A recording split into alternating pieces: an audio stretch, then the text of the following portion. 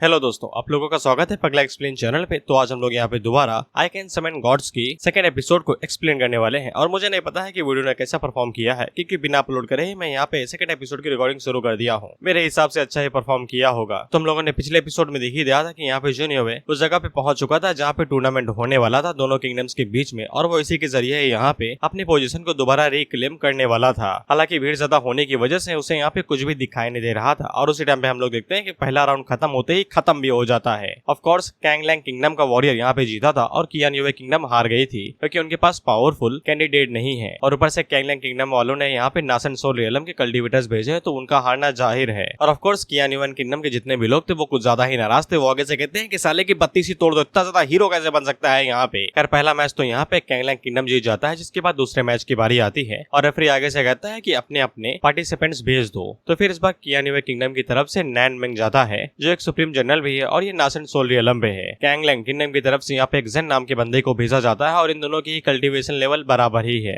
कियानयुवे kingdom के लोग काफी ज्यादा खुश हो जाते हैं, क्योंकि इस बार यहाँ पे नैन मेंग आया है, जो कि पावरफुल बंदा है। फिर जुनियोवे भी गुवान यू से पूछता है कि तुम्हें क्या लगता है कौन जीतेगा। इस पे गुवान यू आगे से कहता है कि मैच इक्वल है, दोनों ही बराबर लेवल पे हैं, जिसके पास ज्यादा स्किल होंगे वो जीतेगा। जुनियोवे को यहाँ पे चिंता हो रही थी, क्योंकि कैंगलैंग किंगडम काफी ज्यादा हाई एंड कॉम्बैक्ट पावर रखता है, और उन लोगों ने काफी टाइम पहले कियानयुवे किंगडम को पीछे छोड़ दिया है पावर के मामले में। इसलिए 52% चांस है कि यहाँ पे जेन जीत सकता है। जेन यहाँ पे नैन मेंग से कहता है कि वो काफी लंबे टाइम से उसे भिड़ना चाहता था, उसे निराश न करना। नैन मेंग उसकी बेइज्जती करते हुए कहता है कि तुम्हारे जैसे हमारे लोग नहीं है कि साला इस दो घोड़े के कंपटीशन के अंदर लड़ने आ जाएं। इसके बाद ये दोनों यहाँ पे अपना पहले पावर रिलीज करते हैं, जिसके बाद एक दूसरे के ऊपर हमला कर देते हैं। नैन मेंग अपने भाले के साथ में यहाँ पे जेन के ऊपर हमला करता है, तो वो अपनी शील्ड की मदद से उसे ब्लॉक करने की कोशिश करता है, लेकिन नैन मेंग की पावर ज्यादा थी, इसीलिए वो शील्ड टूट जाती है और जेन घायल हो जाता है। जेन उससे कहता है ताकतवर हो, लेकिन नैन मेंग उससे कहता है इतना काफी नहीं है। जिसके बाद वो दोबारा यहाँ पे जेन के ऊपर स्लैश मारता है, लेकिन जेन इस बार इसे डॉज कर लेता है। इसके बाद वो आगे से स्नीक अटैक करते हुए कहता है कि भले ही वो यहाँ पे हार जाए, लेकिन कम से कम वो उसे बेपनाह प्यार यानी कि दर्द तो देने ही वाला है।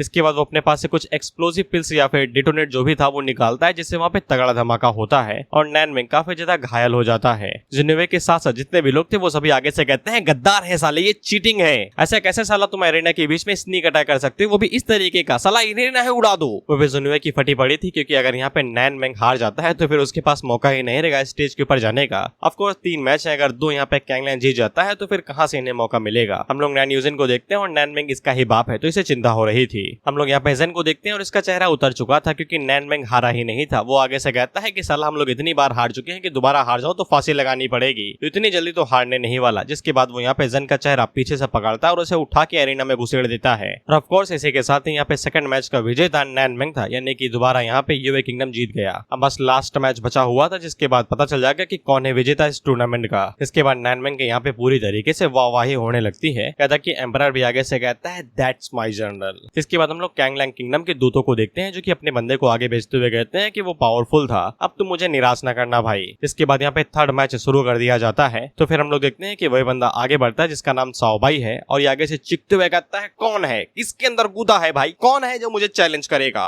फिफ्थ प्रिंस ये देख के हैरान हो जाता है कि यहाँ पे उन लोगों ने दोबारा एक नासन सोल रियलम का कल्टीवेटर भेज दिया। उनके पास ऐसा कोई कल्टीवेटर है ही नहीं। वो मन के अंदर यही सोचते हैं कि उन लोगों ने यहाँ पे दोबारा नैन मेंग को भेजना पड़ेगा। और ऑफ कोर्स यहाँ पे कोई भी आगे नहीं बढ़ा था, इसलिए साओबाई आगे से बेइज्जती शुरू कर देता है, ये कहते हुए कि तुम्हारा कियानयुवे किंगडम सुअरों का किंगडम है क्या, किसी के अंदर हिम्मत ही नहीं है कि वो आके मुझे चैलेंज करके दिखा दे। इस पे जुनियोवे पीछे से कहता है कि थोड़ा सोच समझ के बोलो यार, साला हमारे ही किंगडम में खड़े हो, हमारी ही जमीन पे, जिंदा वापस नहीं जाओगे। इस पे साओबाई पीछे मुड़ के देखता है, तो फिर उसे जुनियोवे और बाकी लोग दिखाई देते हैं। और ऑफ कोर्स साओबाई का सिंपल सा सवाल पूछता है, तो कौन है बे, यहाँ पे क्या कर रहा है, ये नेशनल बैटल चल रहा है, गली का लड़ाई नहीं है जो घुसे चले आ रहे हो। इस पे जुनियोवे आगे से अपना चोगा हटाते हुए कहता है कि वो थर्ड प्रिंस है यहाँ का, अगर वो क्वालिफाइड नहीं है तो फिर उसके प्रिंस को भी यहाँ से दफा हो जाना चाहिए। सबसे बड़ा झटका तो एम्परर को लगता है कि ये साला नाचीज यहाँ पे क्या कर रहा है, और उससे बड़ा फिफ्थ प्रिंस को लगता है कि ये साला मरा नहीं, ये जिंदा कैसे है, और अगर जिंदा भी है लेकिन ये यहाँ पे आया कैसे, वो भी सही सलामत। ऑफ कोर्स यहाँ पे सभी लोग यहाँ पे जुनियोवे के बारे में बात करने लगते हैं कि वो तो प्रिंस है ना, उसे तो उसे पोजीशन से हटा दिया गया था, क्या इसने दारू भी है या फिर गांजा फूका है जो यहाँ स्टेज पे चढ़ के इस तरीके से बवाला मचा रहा है। अब उसी टाइम पे जुनियोवे अपने बाप से कहता है कि अगर कोई भी यहाँ पे इसे चैलेंज नहीं करना चाहता है तो फिर मेरे सबऑर्डिनेट को चैलेंज करने का मौका दिया जाए। एम्परर आगे से कहता है करो ना यार, मुझे क्या दिक्कत है, मुझे तो सट्टा लगाने से मतलब है बस। खैर इसके बाद जुनियोवे यहाँ पे जानबूझ के साओबाई से कहता है तुम लोग इतना ही ज्यादा एरोगेंट हो तो फिर क्या तुम्हारे अंदर हिम्मत है, गूदा है तुम्हारे अंदर कि तुम अपनी जिंदगी यहाँ पे इस मैच के अंदर लगा सको। इस पे साओ भी आगे से पूछता है कि क्या दाव पे लगाओगे, जिसपे जुन्वे आगे से यहाँ पे गुवानियो की तरफ इशारा करते हुए कहता है अगर तुम मेरे सबॉर्डिनेट को हरा देते हो तो फिर मैं अपने आप को मार लूंगा और मैं क्या कर सकता हूँ भाई, टट्टे लगे हैं, ले लो 6 करोड़ के। जिसपे साओ भी काफी ज्यादा खुश हो जाता है क्योंकि अगर वो यहाँ पे कियानुवे किंगडम के एक प्रिंस को मार देता है तो फिर ये जर्नी यहाँ पे पूरी तरीके से वेस्ट नहीं जाएगी, इसलिए वो तुरंत इस चीज के लिए मान जाता है। बेसिकली अब ये यहाँ पे लाइफ एंड डेथ का डुअल बन चुका है। इसके बाद साओ भी आगे से अपनी पावर को रिलीज करते हुए कहता है कि जैसे कि तुम्हारी मर्जी साला, मैं तुम्हें अभी यहाँ पे आफ्टर लाइफ में भेजे दे रहा हूँ और ये कांड उठो के दोबारा हीरो बन जाना। ऑफ कोर्स यहाँ पे जितने भी लोग थे वो सभी इसी बारे में बात करने लगते हैं कि रूमर्स के हिसाब से यहाँ पे साओ भी नैनमेंग से ज्यादा पावरफुल है और ज्यादा शक्तिशाली भी है। क्या सच में यहाँ पे थर्ड प्रिंस उसे हरा भी पाएगा? अगर वो नहीं हरा पाता है तो हमारा थर्ड प्रिंस अब थर्ड नहीं रहेगा, डेड प्रिंस हो जाएगा।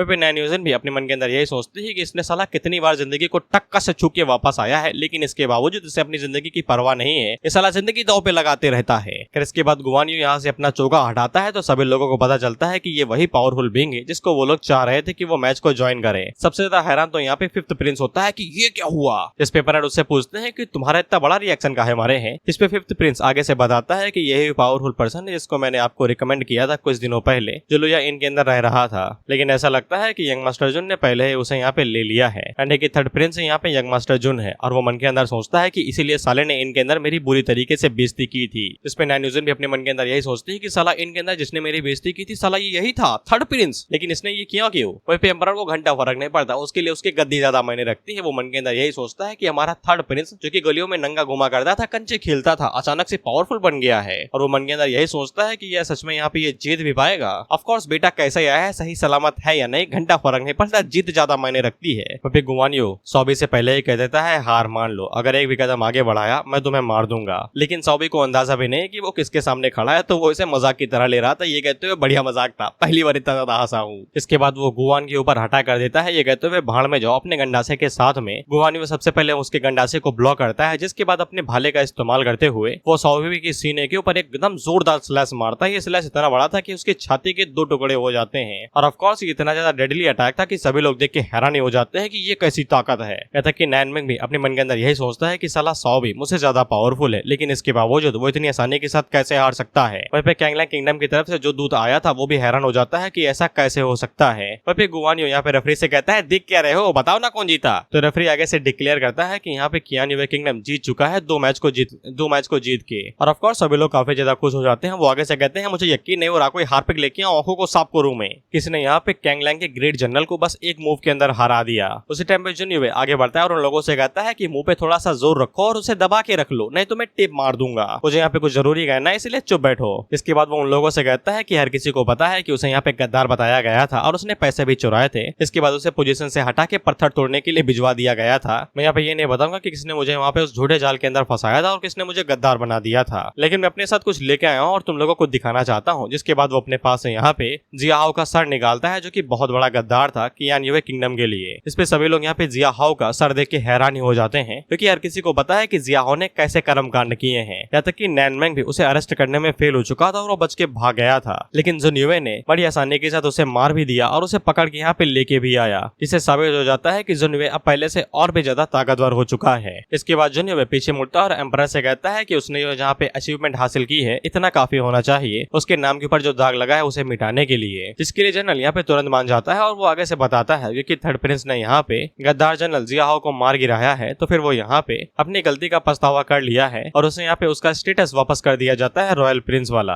लेकिन इसके अलावा भी यहाँ पे थर्ड प्रिंस के सबॉर्डिनेट ने यहाँ पे उन लोगों को जीत दिलाई है, इसलिए यहाँ पे थर्ड प्रिंस का टाइटल चेंज करके किंग ऑफ यू दिया जाता है, यानी कि पूरे किंगडम के अंदर यही अपना हीरो है। और ऑफ कोर्स सभी लोग हैरान हो जाते हैं क्योंकि इतनी बड़ी अचीवमेंट कुछ दिनों के अंदर हासिल करना काफी ज्यादा टफ था। साथ ही में एम्परर यहाँ पे जुन्युवे से कहता है क्योंकि यहाँ पे गुवानियो ने इतना अच्छा प्रदर्शन किया है डुअल के दौरान में, इसलिए उसको यहाँ पे थर्ड रैंक की जनरल पोजीशन दी जाती है और उसके लिए एक अच्छी जगह भी असाइन की जाएगी जिसको यहाँ पे जुन्युवे चूज करेगा। यानी कि भले ही गुवानियो यहाँ पे किंगडम का भले ही जनरल है, लेकिन इसके बावजूद जुवानियो यहाँ पे गुवानियो को ऑर्डर देगा तभी वो कुछ करेगा। उसके अलावा एम्परर यहाँ पे सिर्फ गुवानियो को ऑर्डर दे सकते हैं, बाकी और कोई नहीं। साथ ही में एम्परर जुन्युवे से कहता है क्योंकि डुअल खत्म हो चुका है इसलिए दोनों किंगडम अब यहाँ पे मीटिंग के लिए जाएंगे और एम्परर यहाँ पे पर्सनली जुन्युवे को इन्वाइट करता है उस मीटिंग के लिए और उसे कहता है कि तुम अपने लोगों को आ सकते हो पैलेस के अंदर मीटिंग के लिए। इसकी मदद से यहाँ पे जुन्युवे एक और साइड क्वेस्ट को कंप्लीट कर देता है और उसे 5000 एक्सपीरियंस पॉइंट मिलते हैं, जिसे जुन्युवे को समझ में आ जाता है कि उसका बाप उससे उम्मीद रखता है, इसलिए यहाँ पे इतने सारे साइड क्वेस्ट ट्रिगर हो रहे हैं। इसके बाद अगला सीन इंपीरियल पैलेस का होता है और ऑफ कोर्स तुम्हें पता है कि जुन्युवे डायरेक्ट यहाँ पे फिफ्थ प्रिंस को कुछ भी नहीं कर सकता है, इसीलिए वो जानबूझ के फिफ्थ प्रिंस के जलाने के लिए उससे कहता है और मेरे छोटे भाई कितने ज्यादा दिन हो गए तुमसे मिले हुए, और काफी ज्यादा गले लग रहा था उससे। और वो मन के अंदर सोचता है अगर मैं इस बंदे को यहीं पे ही मार दूं तो पता नहीं मुझे कितना अच्छा रिवॉर्ड मिलेगा, मेन क्वेस्ट यही ही है। लेकिन जुनवे उसे अभी यहाँ पे मार नहीं सकता है।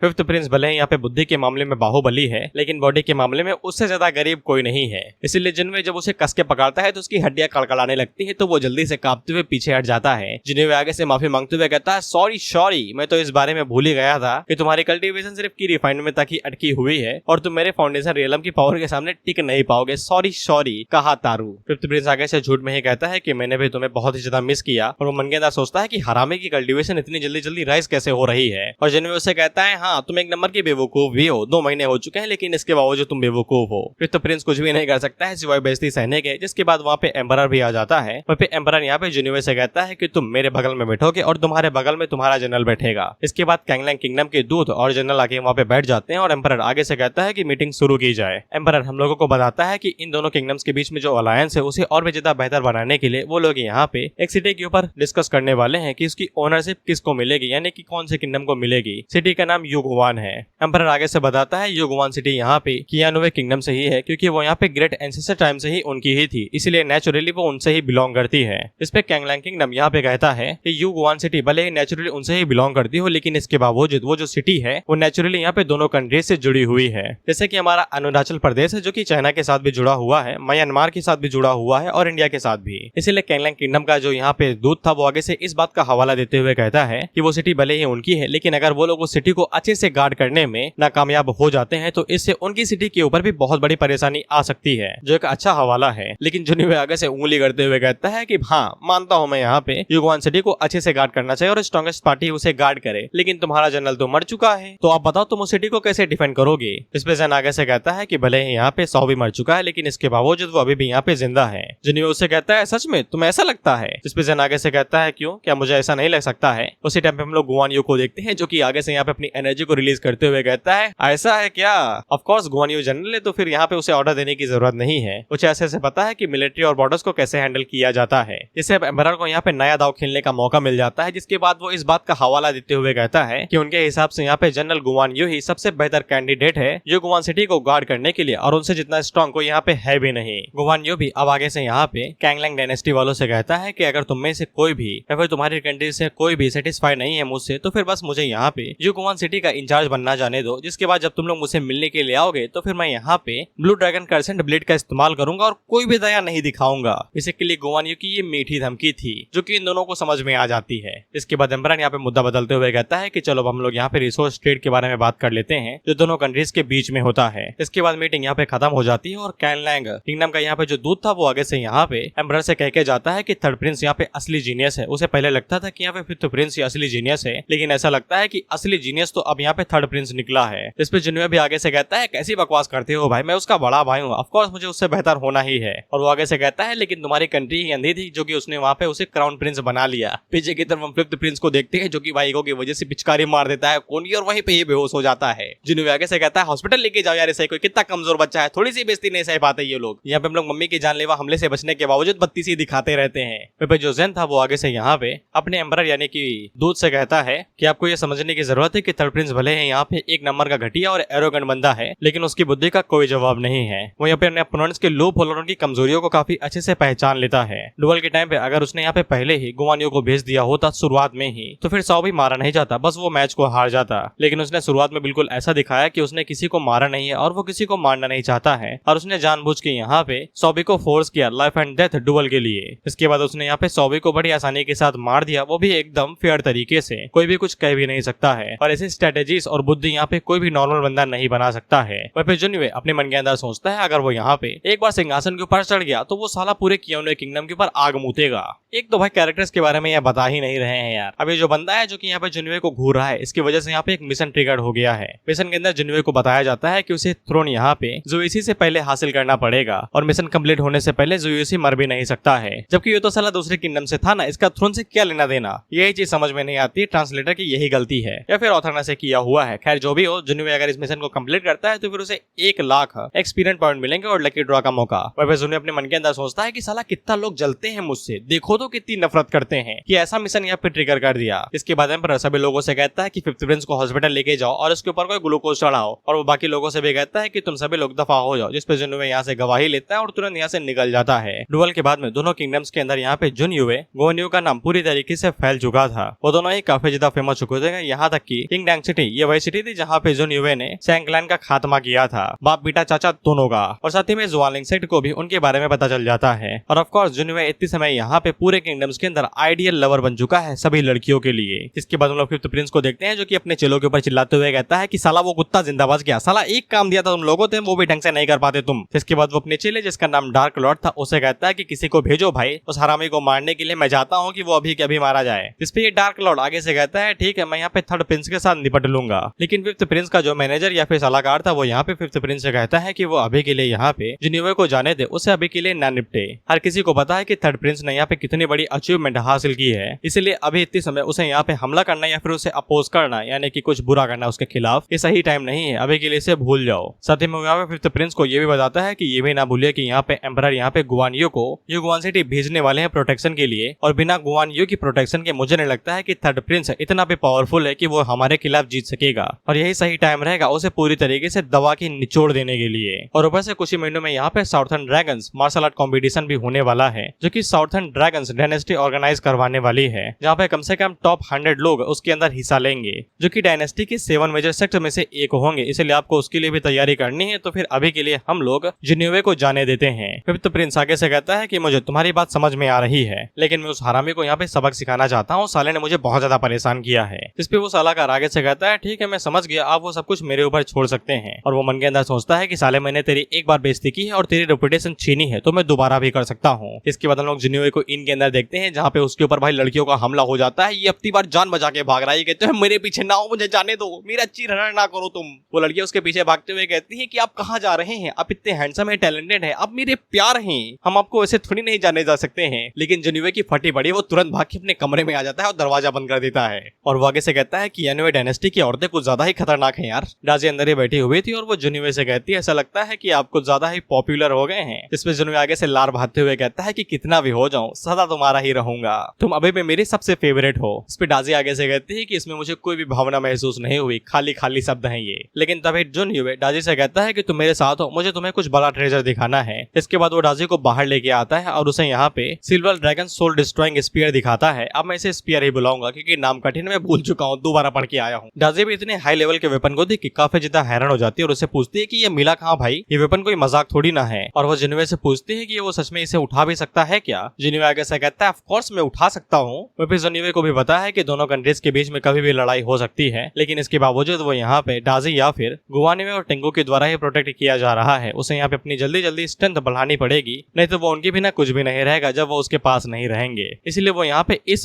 सिल्वर ड्रैगन स्पीयर को मास्टर करना चाहता है ताकि उसकी स्ट्रेंथ काफी ज्यादा बढ़ सके। लेकिन स्पीयर इतना ज्यादा भारी था कि जुनयुए की वह फटके चार हो रही थी, वो उसे उठा तक नहीं पा रहा पूरी तरीके से। वो मन के अंदर यही सोच रहा है अगर मैं इसको उठा पाऊं और स्विंग कर पाऊं तो फिर मेरे लिए काफी हो जाएगा। लेकिन मजाक नहीं था ये भाई, उसको उठा नहीं पा रहा था। जैसे हम लोग कोई बड़ा सा डंडा या फिर पाइप नहीं उठाते, वो उस तरीके से स्पीयर को उठाने की कोशिश कर रहा था कि खड़ा हो जा।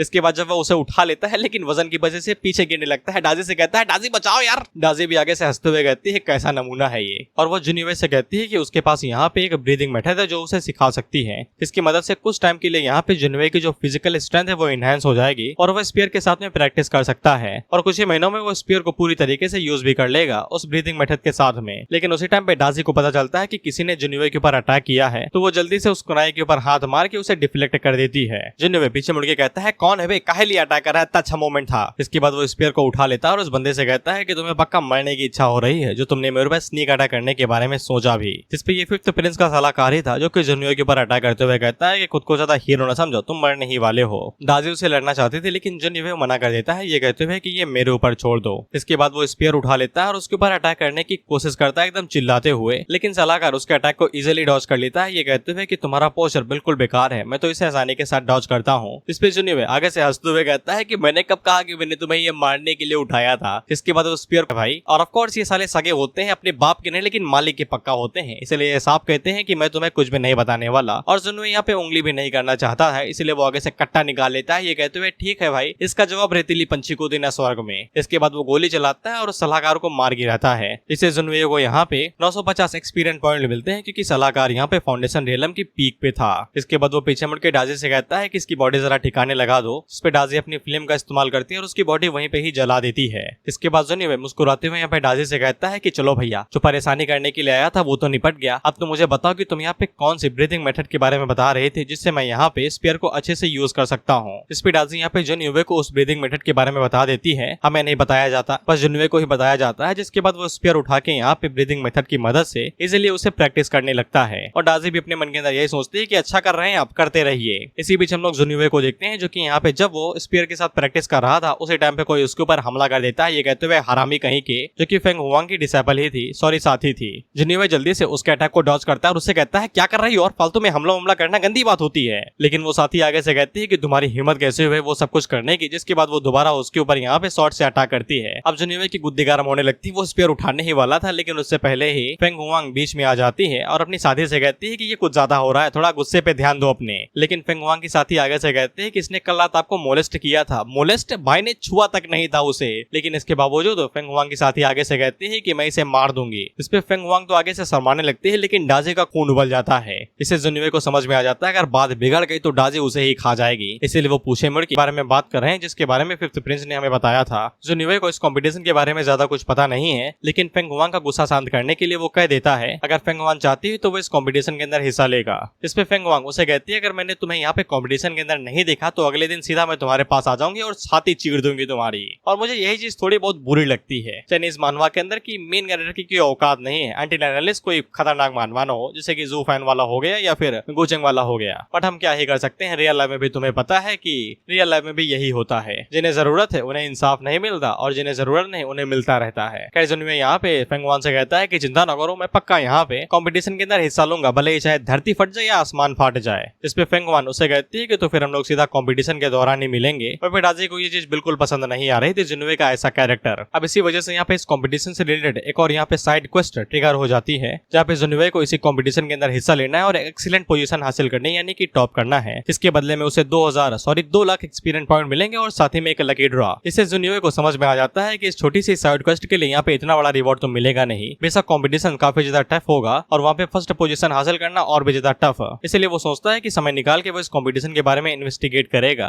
लेकिन अभी के लिए ट्रेनिंग जरूरी है। जिसके बाद वो स्पीयर दोबारा उठा लेता है और सुबह तक प्रैक्टिस करते रहता है। और अगले सीन में हम लोग देखते हैं कि भाई की शरीर के साथ साथ उसकी आत्मा तक थक जाती है। वो आगे से कहता है कि अब नहीं हो रहा। डाजे उसे कहती है कि आपकी बॉडी काफी ज्यादा वीक है, आपको इसको टेम्पर करने की जरूरत है। अब उसी टाइम पे यहाँ पे एक और बंदा आता है जो कि जुनिवे को ढूंढते हुए आया था। जुनिवे उसको देखता है और उसे यहाँ पे मैनेजर सन कह के बुलाता है। बेसिकली ये पैलेस का सारा काम धाम देखता है और एम्परर का राइट हैंड है। खैर मैनेजर सन यहाँ पे जुनिवे को ये बताने के लिए आए थे कि एम्परर ने यहाँ पे ये बताया है कि थर्ड प्रिंस को दोबारा पैलेस के अंदर लेके आया जाए रहने के लिए, क्योंकि वो यहाँ पे किंग यूए है, एक प्रिंस है, वो यहाँ पे कैसे एक होटल के अंदर रह सकता है। इस पे जुनिवे इस चीज के लिए मान जाता है लेकिन वो ये भी कहता है कि वो अपने सबऑर्डिनेट्स के साथ में ही आएगा जब तक उसका पैलेस बन नहीं जाता है, जिसके बाद वो उन्हें लेके पैलेस में चला जाएगा। दरअसल जुनिवे को यहाँ पे अपने नहीं बल्कि यान फैमिली की चिंता थी, यान मोबी मर्चेंट फैमिली वाला, क्योंकि फिफ्थ प्रिंस अभी तक मारा नहीं था। अगर वो लोग यहाँ से चले जाते हैं तो फिफ्थ प्रिंस उनके साथ कुछ कर सकता था, वो उन्हें ऐसे नहीं छोड़ सकता है। मैनेजर सन इस चीज के लिए मान जाता है और उनसे कहता है कि अगर वो लोग फालतू में कोई बवाल वाल नहीं करेंगे तो वो आराम से रह सकते हैं। इसके अगले सीन में हम लोग देखते हैं कि जुनिवे सभी को बुला लेता है और उनसे कहता है कि चलो पैलेस।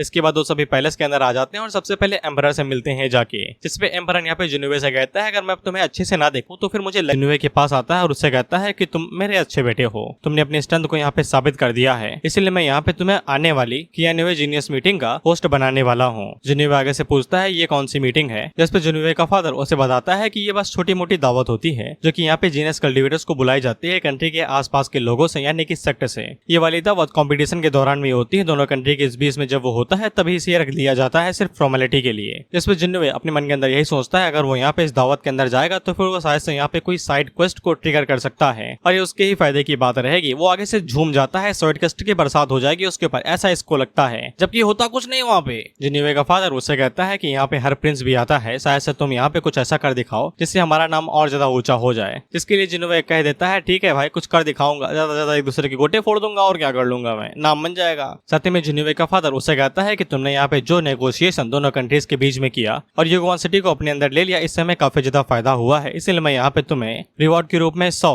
फॉरबिडन पैलेस के गार्ड्स देता हूँ। वहीं पे जुनिवे हम लोगों को बताता है कि ये जो फॉरबिडन पैलेस गार्ड्स है ये फिफ्थ प्रिंस के अंडर में आता है। उसी टाइम पे जुआनियों को यहाँ पे कुछ रिवॉर्ड मिलते हैं। कोई साइड क्वेस्ट कंप्लीट करने के बदले में, जिससे उसका यहाँ पे लेवल अप हो जाता है और वो फाउंडेशन कोर रियलम के 7th लेवल पे आ जाता है। वहीं पे जुआनयुए के फादर ये देख के हैरान ही हो जाता है कि ये तो साला बात करते करते ब्रेक थ्रू कर लेता है। वहीं पे जब जुआनयुए का फादर ये सब कुछ अपनी आंखों से देखता है तो फिर उसके लिए यहाँ पे जुआनयुए के लिए उम्मीदें बढ़ जाती हैं, जिससे यहाँ पे सिस्टम के लिए एक और साइड रिक्वेस्ट ट्रिगर हो जाती है और जुआनयुए को बताया जाता है कि अगर वो यहाँ पे कियान्युए जीनियस मीटिंग के अंदर अच्छा परफॉर्म करेगा तो फिर उसे यहाँ पे 3000 एक्सपीरियंस पॉइंट मिलेंगे और एक रैंडम ड्रॉ। जिसपे जुआनयुए को क्या दिक्कत थी, उसे तो अच्छा परफॉर्म करना ही था। वहीं पे जुआनयुए का फादर अपने मन के अंदर सोचता है कि सिर्फ 1 महीने के दौरान में ही यहाँ पे जुआनयुए ने काफी ज्यादा ग्रो कर लिया है और उसकी स्पीड काफी ज्यादा अच्छी है। अगर ऐसा ही चलता रहा तो फिर शायद से वो यहाँ पे कियान्युए किंगडम की तरफ से नैंजू मार्शल आर्ट्स कंपटीशन के अंदर भी हिस्सा ले सकता है, उन्हें रिप्रेजेंटेट करने के लिए, कि वही कंपटीशन है जिसके बारे में 5th प्रिंस और फेंग हुआंग बात करके गई थी। नाम बदल दिया है, ट्रांसलेटर जो चेंज हुआ है। अब मैं तुम्हें एक और चीज बता दूं कि इसमें कल्टीवेशन के जो फॉर्म्स होंगे यानी कि लेवल होंगे वो तुम भूल जाओ, समन्स कैसे आएंगे वो तुम भूल जाओ, तो ये तुम्हें ये मानवा अच्छी लगेगी।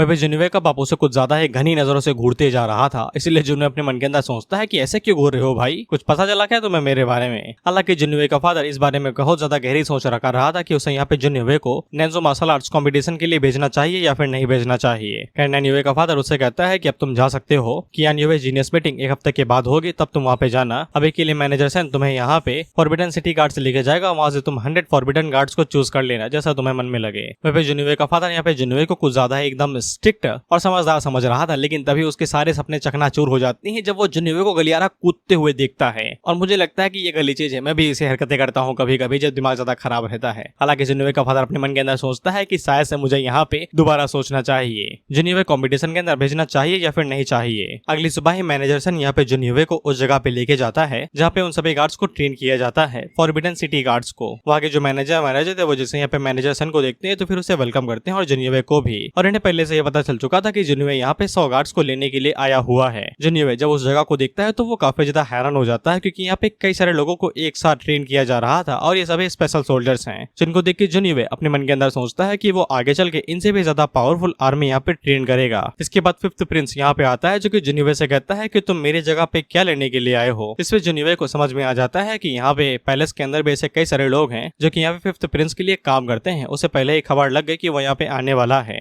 हालांकि जुआनयुए आगे से बुद्धि का इस्तेमाल करते हुए कहता है, क्या कह रहे हो भाई तुम, ये जगह तुम्हारी कब से हो गई, ये पूरी जगह यहाँ पे पूरे किंगडम की है। अब ये मत कहना कि तुम यहाँ पे गद्दारी करने के लिए ये सब कुछ कह रहे हो। इस पे मैनेजर सर और दूसरे मैनेजर का आगे से मुंह बन जाता है कि इतनी जोर से थोड़ी ना ये कहना था। 5th प्रिंस का आगे से मुंह बन जाता है, वो आगे से कहता है मजाक ना करो यार, इस तरीके के इल्जाम लगाने से तुम्हारे बीमार हो जाओगे। जिस पे जुआनयुए आगे से कहता है फिर तो अच्छी बात है कि तुम ऐसा कुछ नहीं कर रहे हो, नहीं तो फिर मुझे तुम्हारे हाथ पैर तोड़ने पड़ते। जिसके बाद वो 5th प्रिंस से कहता है जाओ जाके मेरे लिए यहाँ पे 100 स्ट्रॉन्गेस्ट मैन को चुन करके लाओ ताकि मैं उन्हें अपने साथ ले जा सकूं। इस पे 5th प्रिंस आगे से कहता है कि यहाँ पे एम्पायर ने उसे इसकी परमिशन दी है कि उसे यहाँ पे 100 गार्ड्स मुफ्त में दिए जाएंगे, ना कि ये कहा है कि वो यहाँ पे उन्हें खुद से चूज कर सकता है। और ऊपर से यहाँ पे 100 गार्ड्स काफी ज्यादा पावरफुल होंगे, वो काफी ज्यादा रिस्पॉन्सिबल है और उनके पास जिम्मेदारियां हैं। वो ऐसा कैसे यहाँ पे जुआनयुए को इतने सभी गार्ड्स दे सकता है। इस पे जुआनयुए आगे से नौटंकी करते हुए कहता है मेरी रक्षा करना क्या बड़ी रिस्पॉन्सिबिलिटी नहीं है, मैं यहाँ का क्राउन प्रिंस हूँ भाई। तो फिर 5th प्रिंस के पास यहाँ पे कोई भी जवाब नहीं था। लेकिन उसी टाइम पे हम लोग देखते हैं कि यहाँ का जो बड़ा वाला कैप्टन था जो कि जुआनयुए से कहता है कि भले ही तुम 3rd प्रिंस हो लेकिन इतना ज्यादा रूड नहीं हो सकते हो, हम लोग यहाँ पे 5th प्रिंस की डायरेक्ट आर्मी है। जिस पे जुआनयुए उसकी तरफ देख के कहता है तू कौन है बे। जिस पे 5th प्रिंस यहाँ पे जुआनयुए को बताता है कि यहाँ की फॉरबिडन आर्मी का इंस्ट्रक्टर है और ये पूरा फॉरबिडन एरिया और इस पूरी आर्मी उसके अंडर कमांड में आती है। जुआनयुए कहता है अच्छा, इसका मतलब ये है कि तुम मुझसे ये कहना चाहते हो कि एम्परर ने भले यहाँ पे मुझे परमिशन दे दी है कि मैं कुछ गार्ड्स को लेके जा सकता हूँ, लेकिन तुम्हारा जो इंस्ट्रक्टर है वो यहाँ पे मुझे ये अलाउ नहीं करेगा, इसीलिए मुझे जाके यहाँ पे मैजेस्टी को ये कहना पड़ेगा कि वो अपनी कमांड को वापस ले सकते हैं, मुझे यहाँ पे गार्ड्स की जरूरत नहीं है। जिसके बाद वो पीछे मुड़ जाता है और यहाँ से जाने लगता है, जिसमें यहाँ पे मैनेजर सर और दूसरा मैनेजर आगे से रोकने लगता है, ये कहते हुए कि आप मेरी आर्मी ले लो यार, मैं आपका नौकर बन जाऊंगा लेकिन वापस ना जाइए, क्योंकि ये एक तरीके से यहाँ पे एम्परर के लिए तौहीन हो जाएगा कि वो अपने कमांड को वापस ले रहा है। जिसपे 5th प्रिंस और वो इंस्ट्रक्टर अपनी तरफ देखते कहते हैं कि ये क्या प्लानिंग कर रहा है, ये हमें फंसाना चाहता है क्या। जिससे 5th प्रिंस को समझ में आ जाता है कि उसे यहाँ पे जुआनयुए से पहले एम्परर को जाके ये सब कुछ गाथा सुनानी पड़ेगी ताकि उसके ऊपर इल्जाम ना आए। वहीं पे जुआनयुए उससे 2 कदम आगे था, वो डायरेक्ट मैनेजर सेन से ही कह सकता है कि तुम यहाँ से भागते हुए सीधा एम्परर के पास जाओगे और यहाँ पे जो कुछ भी हो वो डिटेल में उन्हें बताओगे, नहीं तो मैं तुम्हारे पैर तुमसे छीन लूंगा, लंगड़े चलोगे फिर। इसके बाद वो यहाँ से चला जाता है, ये कहते हुए कि मैं तो चला भाई कल्टीवेट करने, तुम लोग अपना देख लेना। वहीं पे सभी लोग उससे कहते हैं वापस आ जाओ यार, ना जाओ ऐसे। वहीं पे 5th प्रिंस तो अपने मन के अंदर यही सोच रहा था कि उसे एम्परर के पास पहले जाना पड़ेगा ताकि यहाँ पे सारा इल्जाम जुआनयुए के ऊपर आ जाए। इस पे अगला सीन डायरेक्ट एम्परर का ही होता है, जहाँ पे मैनेजर सेन आके एम्परर को सब कुछ बता देता है। इस पे एम्परर को समझ में आ जाता है कि जुआनयुए को यहाँ पे एक भी गार्ड नहीं चाहिए, लेकिन मैनेजर सेन को कुछ भी भी समझ में नहीं आ रहा था कि जिनोवे क्या सोच रहा है।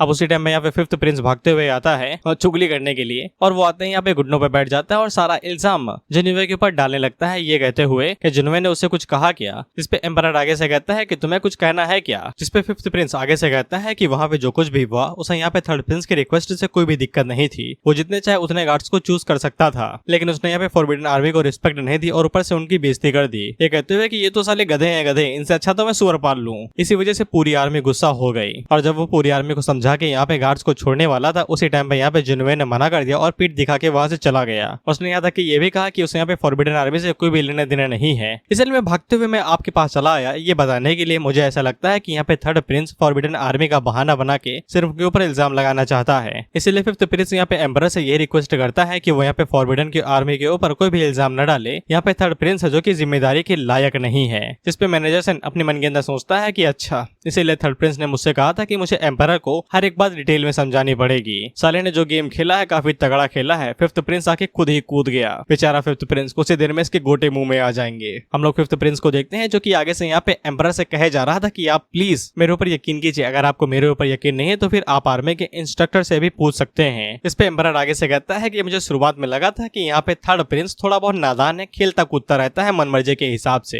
लेकिन अब मुझे समझ में आ रहा है कि वो क्या कहना चाहता था। इसके बाद एम्परर यहाँ पे एकदम फूट पड़ता है फिफ्थ प्रिंस के ऊपर, वो उससे चिल्लाते हुए कहता है साले तेरे को मैं क्या लगता है, गधा है क्या, कि जब चाहे आके मुझसे झूठ बोल देगा और मैं यकीन कर लूंगा। तुम्हें क्या लगता है कि रॉयल कैपिटल आर्मी तुम्हारे बाप की आर्मी है, वो पूरी नेशन की आर्मी है। इसके बाद एम्परर यहाँ पे फिफ्थ प्रिंस से कहता है कि मैं तुमसे यहाँ पे फॉरबिडन आर्मी की डिग्री हासिल लेता हूँ, अब तुम्हारे पास कोई अधिकार नहीं है कि तुम फॉरबिडन आर्मी से कुछ भी काम करवा सकते हो। ऑफ कोर्स फिफ्थ प्रिंस के पास यहाँ पे कहने को कुछ भी नहीं था, क्योंकि वो जाल के अंदर खुद आके फंसा है, और वो सिर्फ यहाँ पे थर्ड प्रिंस यानी कि जिनोवे को गाली देते हुए कहता है कि साले को मैं कुत्ते के तरीके मारेगा, पक्का मार देगा मैं उसको। वहीं पे हम लोग जिनोवे को देखते हैं जिसको खटाखट छींके आ जा रही थी, वो आगे से कहता है कौन है साला पीठ पीछे बुराई कर रहा है। अब उसी टाइम पे यहाँ पे यानमो भी जिनोवे के पास आता है और उसे बताता है कि फिफ्थ प्रिंस यहाँ पे फॉरबिडन आर्मी से कमांड ले लिया गया है, अब वो फॉरबिडन आर्मी का और ज्यादा इस्तेमाल नहीं कर पाएगा। जिसपे जिनोवे काफी ज्यादा खुश हो जाता है, क्योंकि उसने जो जाल यहाँ पे बिछाया था फिफ्थ प्रिंस खुद ही उसमें कूद गया, और वो आगे से कहता है कि जल्दी नहीं तो बाद में साले को मैं मार भी दूंगा, लेकिन अभी के लिए मैं यहाँ पे सिर्फ कियानुवे जीनियस मीटिंग के लिए तैयारी करो, मैं वहाँ पे खुद को बेइज्जत नहीं करा सकता हूँ। साइड क्वेस्ट का जो सवाल है, वहाँ पे यानमो भी अपने मन के अंदर यही सोचता है कि उसने जिनोवे को यहाँ पे चूज करके सही फैसला लिया। इसके बाद अगला सीन एक हफ्ते के बाद का होता है, और हम लोग डायरेक्ट यहाँ पे कियानुवे जीनियस मीटिंग को देखते हैं, जहाँ पे सभी जीनियस आए हुए थे अलग अलग सेक्टर से और किंगडम से और सिटी से।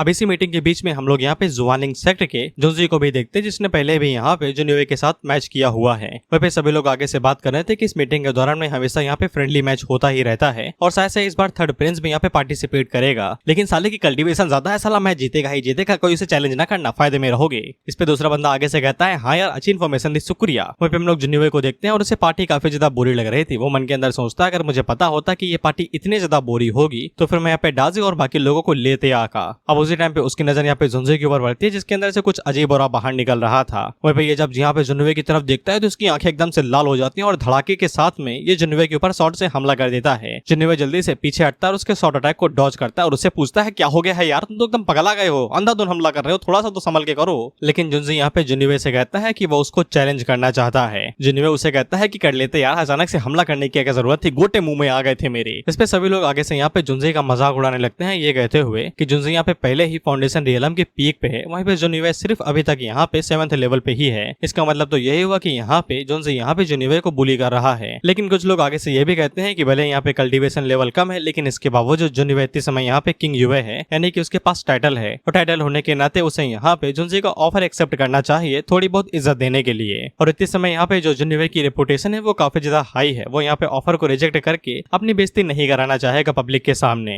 नैन यूजिन भी यहाँ पे जिनोवे से पूछती है क्या तुम सच में उसके चैलेंज को एक्सेप्ट करने वाले हो। इस पे जिनोवे आगे से कहता है क्यों नहीं करूंगा भाई। इस पे नैन यूजिन उसे कहती है कि थोड़ी तो कॉमन सेंस रखो यार, 1 महीने पहले तुम यहाँ पे सिर्फ की रिफाइनिंग के 2nd लेवल पे थे, हालांकि तुमने काफी जल्दी प्रोग्रेस करके यहाँ पे खुद को फाउंडेशन लेवल पे ले आया है, लेकिन इसके बावजूद यहाँ पे जुंजी जुआनिंग सेक्टर का नंबर 1 जीनियस है, उसके साथ मुकाबला करोगे तो फिर तुम हारे ही जाओगे। इसे पता नहीं कि जुआनियो ने उसे पहले ही हरा दिया है, पता नहीं अब ये क्यों लड़ने के लिए आया हुआ है। जिनोवे उस घोड़ी से सॉरी नैन यूजिन से कहता है कि तुम भाड़ में जाओ, मैं इसका चैलेंज एक्सेप्ट करूंगा। इस पे सभी लोग आगे से यहाँ पे जिनोवे के लिए तारीफ करने लगते हैं, ये कहते हुए कि हमारा किंग तो यहाँ पे काफी ज्यादा बहादुर है, चलिए चलते हैं बाहर देखते हैं मैच आपका कैसे जाता है। इसके बाद लोग एरिना के पास में आ जाते हैं और जिनोवे अपने पास से स्पीयर निकालते हुए कहता है कि फालतू की कोई बकवास नहीं, सीधा हमला करो। जिसपे जुंजी यहाँ पे तेजी के साथ आगे बढ़ता है और वो जिनोवे के ऊपर अंधाधुन अंधाधुन हमला करे जा रहा था, यानी कि पूरी बजर्ग मोड में। जैसे कि होता ना कि बिना कवर करे ही तुम गोली दागते जाए हो, बिल्कुल उसी तरीके से। यहाँ तक कि जिन्होवे को भी फाइटिंग स्टाइल में थोड़ा बहुत यहाँ पे बदलाव नजर में आता है, क्योंकि उसने जुंजी के साथ पहले भी फाइट की हुई है, वो इस तरीके से नहीं लड़ता है। हालांकि जुंजी से पहले से स्ट्रॉन्ग भी था, वो यहाँ पे जिन्होवे के हर एक अटैक को काफी इजीली ही डॉज कर ले रहा था।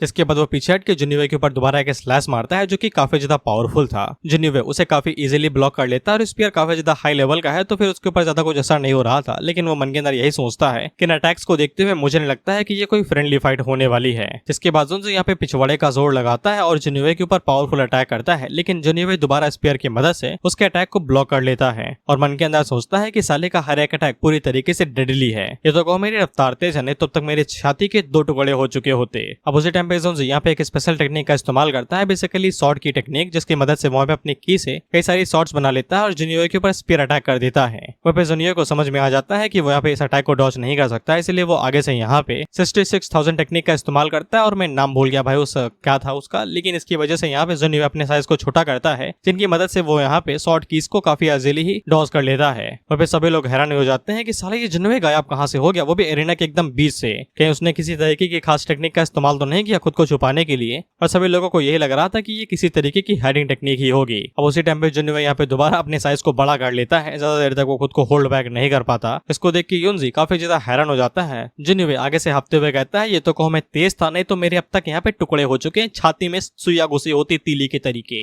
सॉरी यार, जिन्होवे बड़ा नहीं हुआ, अभी भी छोटा ही है वो, क्योंकि हम उसके सामने यहाँ पे जुंजी को देखते हैं जो कि एकदम पहाड़ की तरह खड़ा था। वहाँ पे अब जाके जिन्होवे को यहाँ पे जुंजी के अंदर से डिमोनिक की महसूस होती है और वो मन के अंदर सोचता है कहीं ने साले ने डिमोनिक पाथ का तो रास्ता नहीं चूज कर लिया जब मैंने इसे हरा दिया था। अगर ऐसा हुआ है तो फिर ये सच में मेरे लिए बहुत बड़ा पड़ाव बन चुका है और मुझे इसे रास्ते से हटाना पड़ेगा। लेकिन वो डायरेक्ट यहाँ पे जुंजी को मार भी नहीं सकता है। जुआनलिंग सेक्ट काफी ज्यादा बड़ा सेक्ट है, अगर वो उसे डायरेक्ट मार देगा तो फिर वो परेशानी के अंदर फंस सकता है। जिसके बाद वो जुंजी के पीछे जाते हुए कहता है कि मुझे माफ कर देना दोस्त, मैं जो तुम्हारे साथ करने वाला हूँ ये काफी ज्यादा खतरनाक चीज है। जिसके बाद वो अपने स्पीयर को घुमाता है और पीछे से बड़ा होके उसकी तशरीफ में घुसा देता है, और इतना ही नहीं वो जादू की झड़ी को आगे पीछे भी करता है। और जुंजी को यहाँ पे जो इससे ऑर्गेजम मिलता है उसकी बात ही ना करो, एकदम अलग ही लेवल का चरम सुख मिलता है उसे।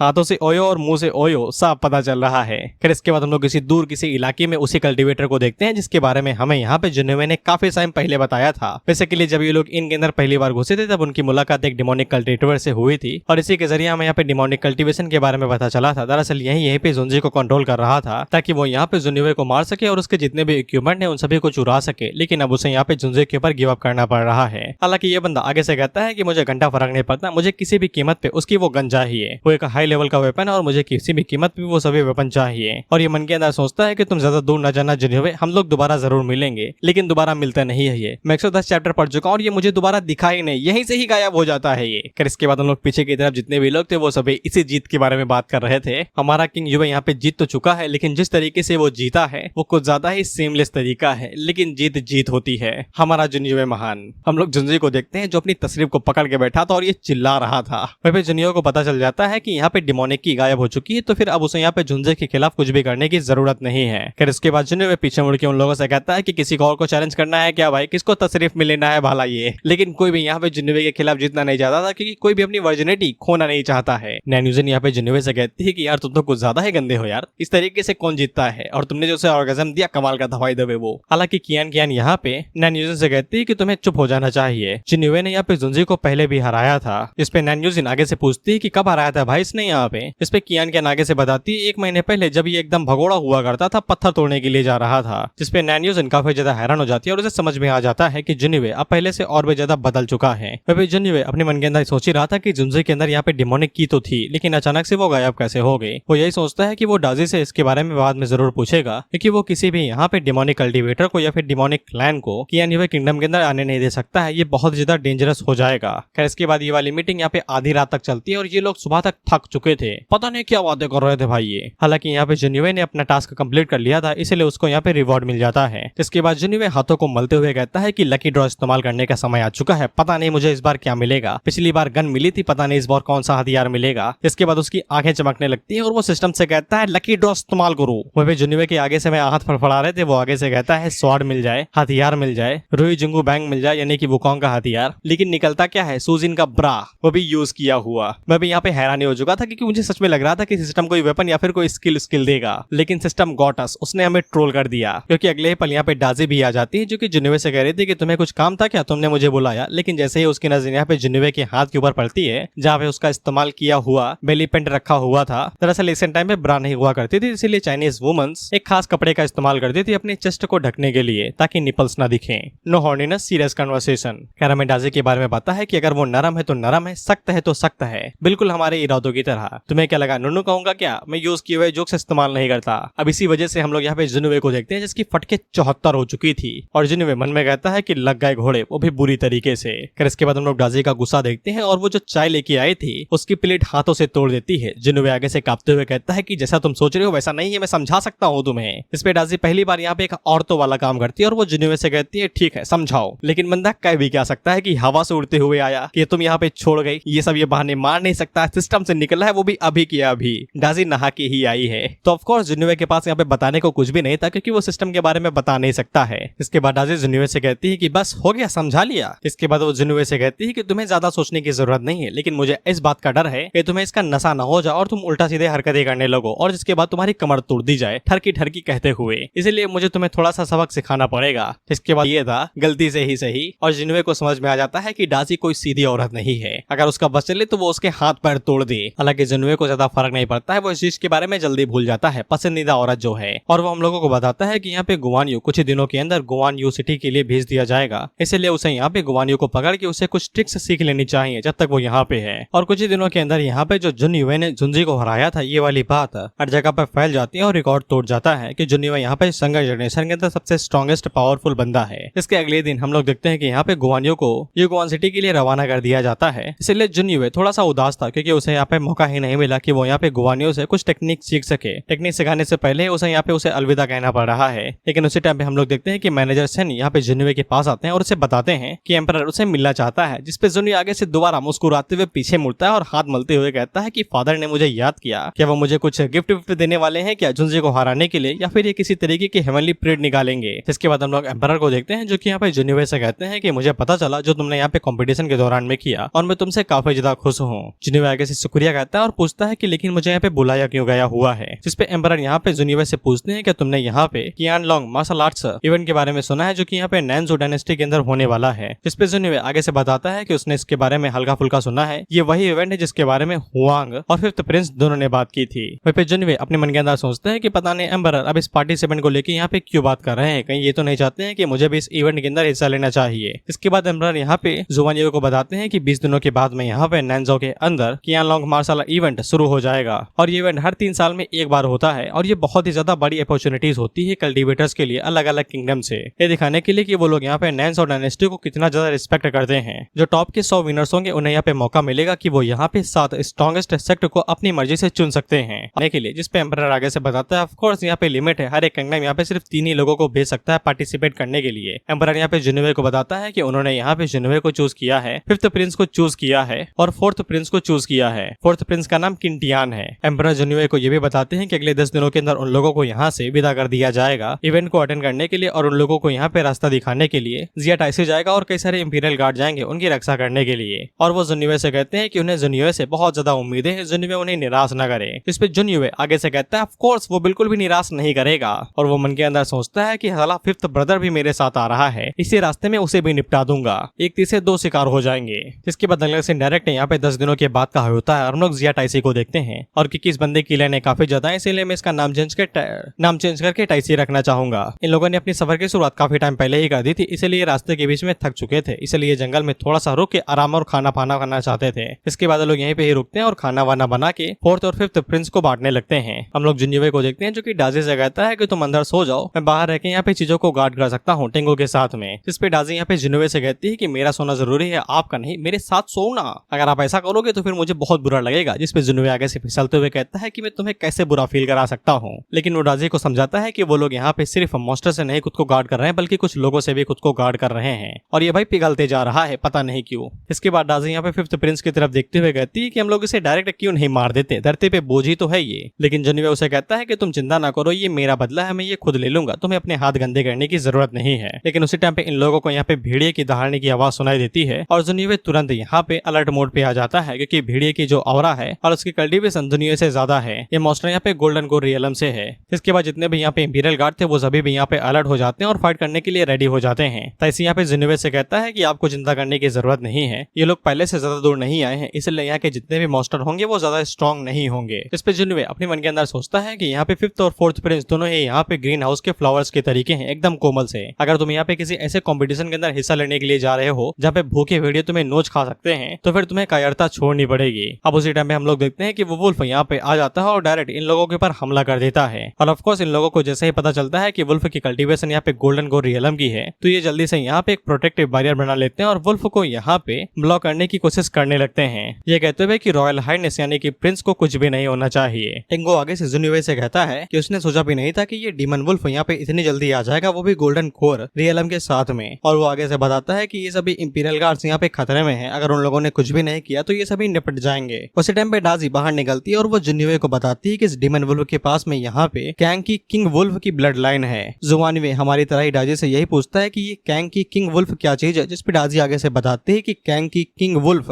एक डीमन स्पीसीज है जो कि यहाँ पे एशियन टाइम से चली हुई आ रही है और ये काफी ज्यादा पावरफुल होते हैं, लेकिन इतने समय ये डिक्लाइन हो चुके हैं, यानी कि इनकी तादाद कम होती जा रही है। इतने समय ये जो डीमन वुल्फ है इसकी ब्लड लाइन पूरी तरीके से इम्प्योर है, यानी कि शुद्ध नहीं है, लेकिन अगर ये थोड़ा बहुत मेहनत करे और थोड़ी सी और मेहनत करके यहाँ पे ट्रांसफॉर्मेशन से गुजरेगा तो फिर से यहाँ पे ट्रू कैंग की किंग वुल्फ की ब्लड लाइन को एक्टिवेट कर सके। उसी टाइम पे हम लोग वुल्फ को देखते हैं जो कि अब यहाँ पे जिन्युवे की तरफ आगे बढ़ता है और उसके ऊपर अपनी बीम से अटैक करता है। इस पे टाइसी की वट के चार हो जाती है क्योंकि वो यहाँ पे इंचार्ज है और वो किसी भी प्रिंस को यहाँ पे चोट लगने नहीं दे सकता है। लेकिन जिन्युवे आगे से अपना स्पीयर बाहर निकाल लेता है और सभी से कहता है कि कोई भी कुछ भी नहीं करेगा, मैं इसका सामना अकेले करूंगा। इसके बाद वो अपने स्पीयर को गोल गोल घुमाता है और उस बीम को ब्लॉक कर लेता है और वो वुल्फ से कहता है कि मैं तुम्हारे खिलाफ कुछ भी नहीं करने वाला था, लेकिन ऐसा लगता है कि तुम्हें थोड़ा बहुत मार की जरूरत है क्योंकि तुमने मेरे दरवाजे पे दस्तक की, इसलिए मैं यहाँ पे अपनी जितनी भी नई स्किल्स है वो तुम्हारे ऊपर इस्तेमाल करूंगा। इसके बाद वो वुल्फ के ऊपर फीलिंग यूथ का इस्तेमाल करते हुए एक जोरदार अटैक करता है। बेसिकली वो बिजली की रफ्तार से निकलता है और वुल्फ के ऊपर स्लैश मारते हुए पार हो जाता है। इसके बाद वो पीछे मुड़ के वुल्फ की तरफ देखता है तो वुल्फ नीचे गिर चुका था और हाफने लगा था। जिसके बाद जिन्युवे वुल्फ के ऊपर पैर रख लेता है और उसे कहता है सरेंडर करो या फिर मारे जाओ। लेकिन वुल्फ अभी के लिए सरेंडर नहीं करता और वो आगे से खड़ा होके यहाँ पे लड़ने की कोशिश करने लगता है। इसे जिन्युवे को समझ में आ जाता है कि वुल्फ के अंदर सच में यहाँ पे कैंग की वुल्फ किंग की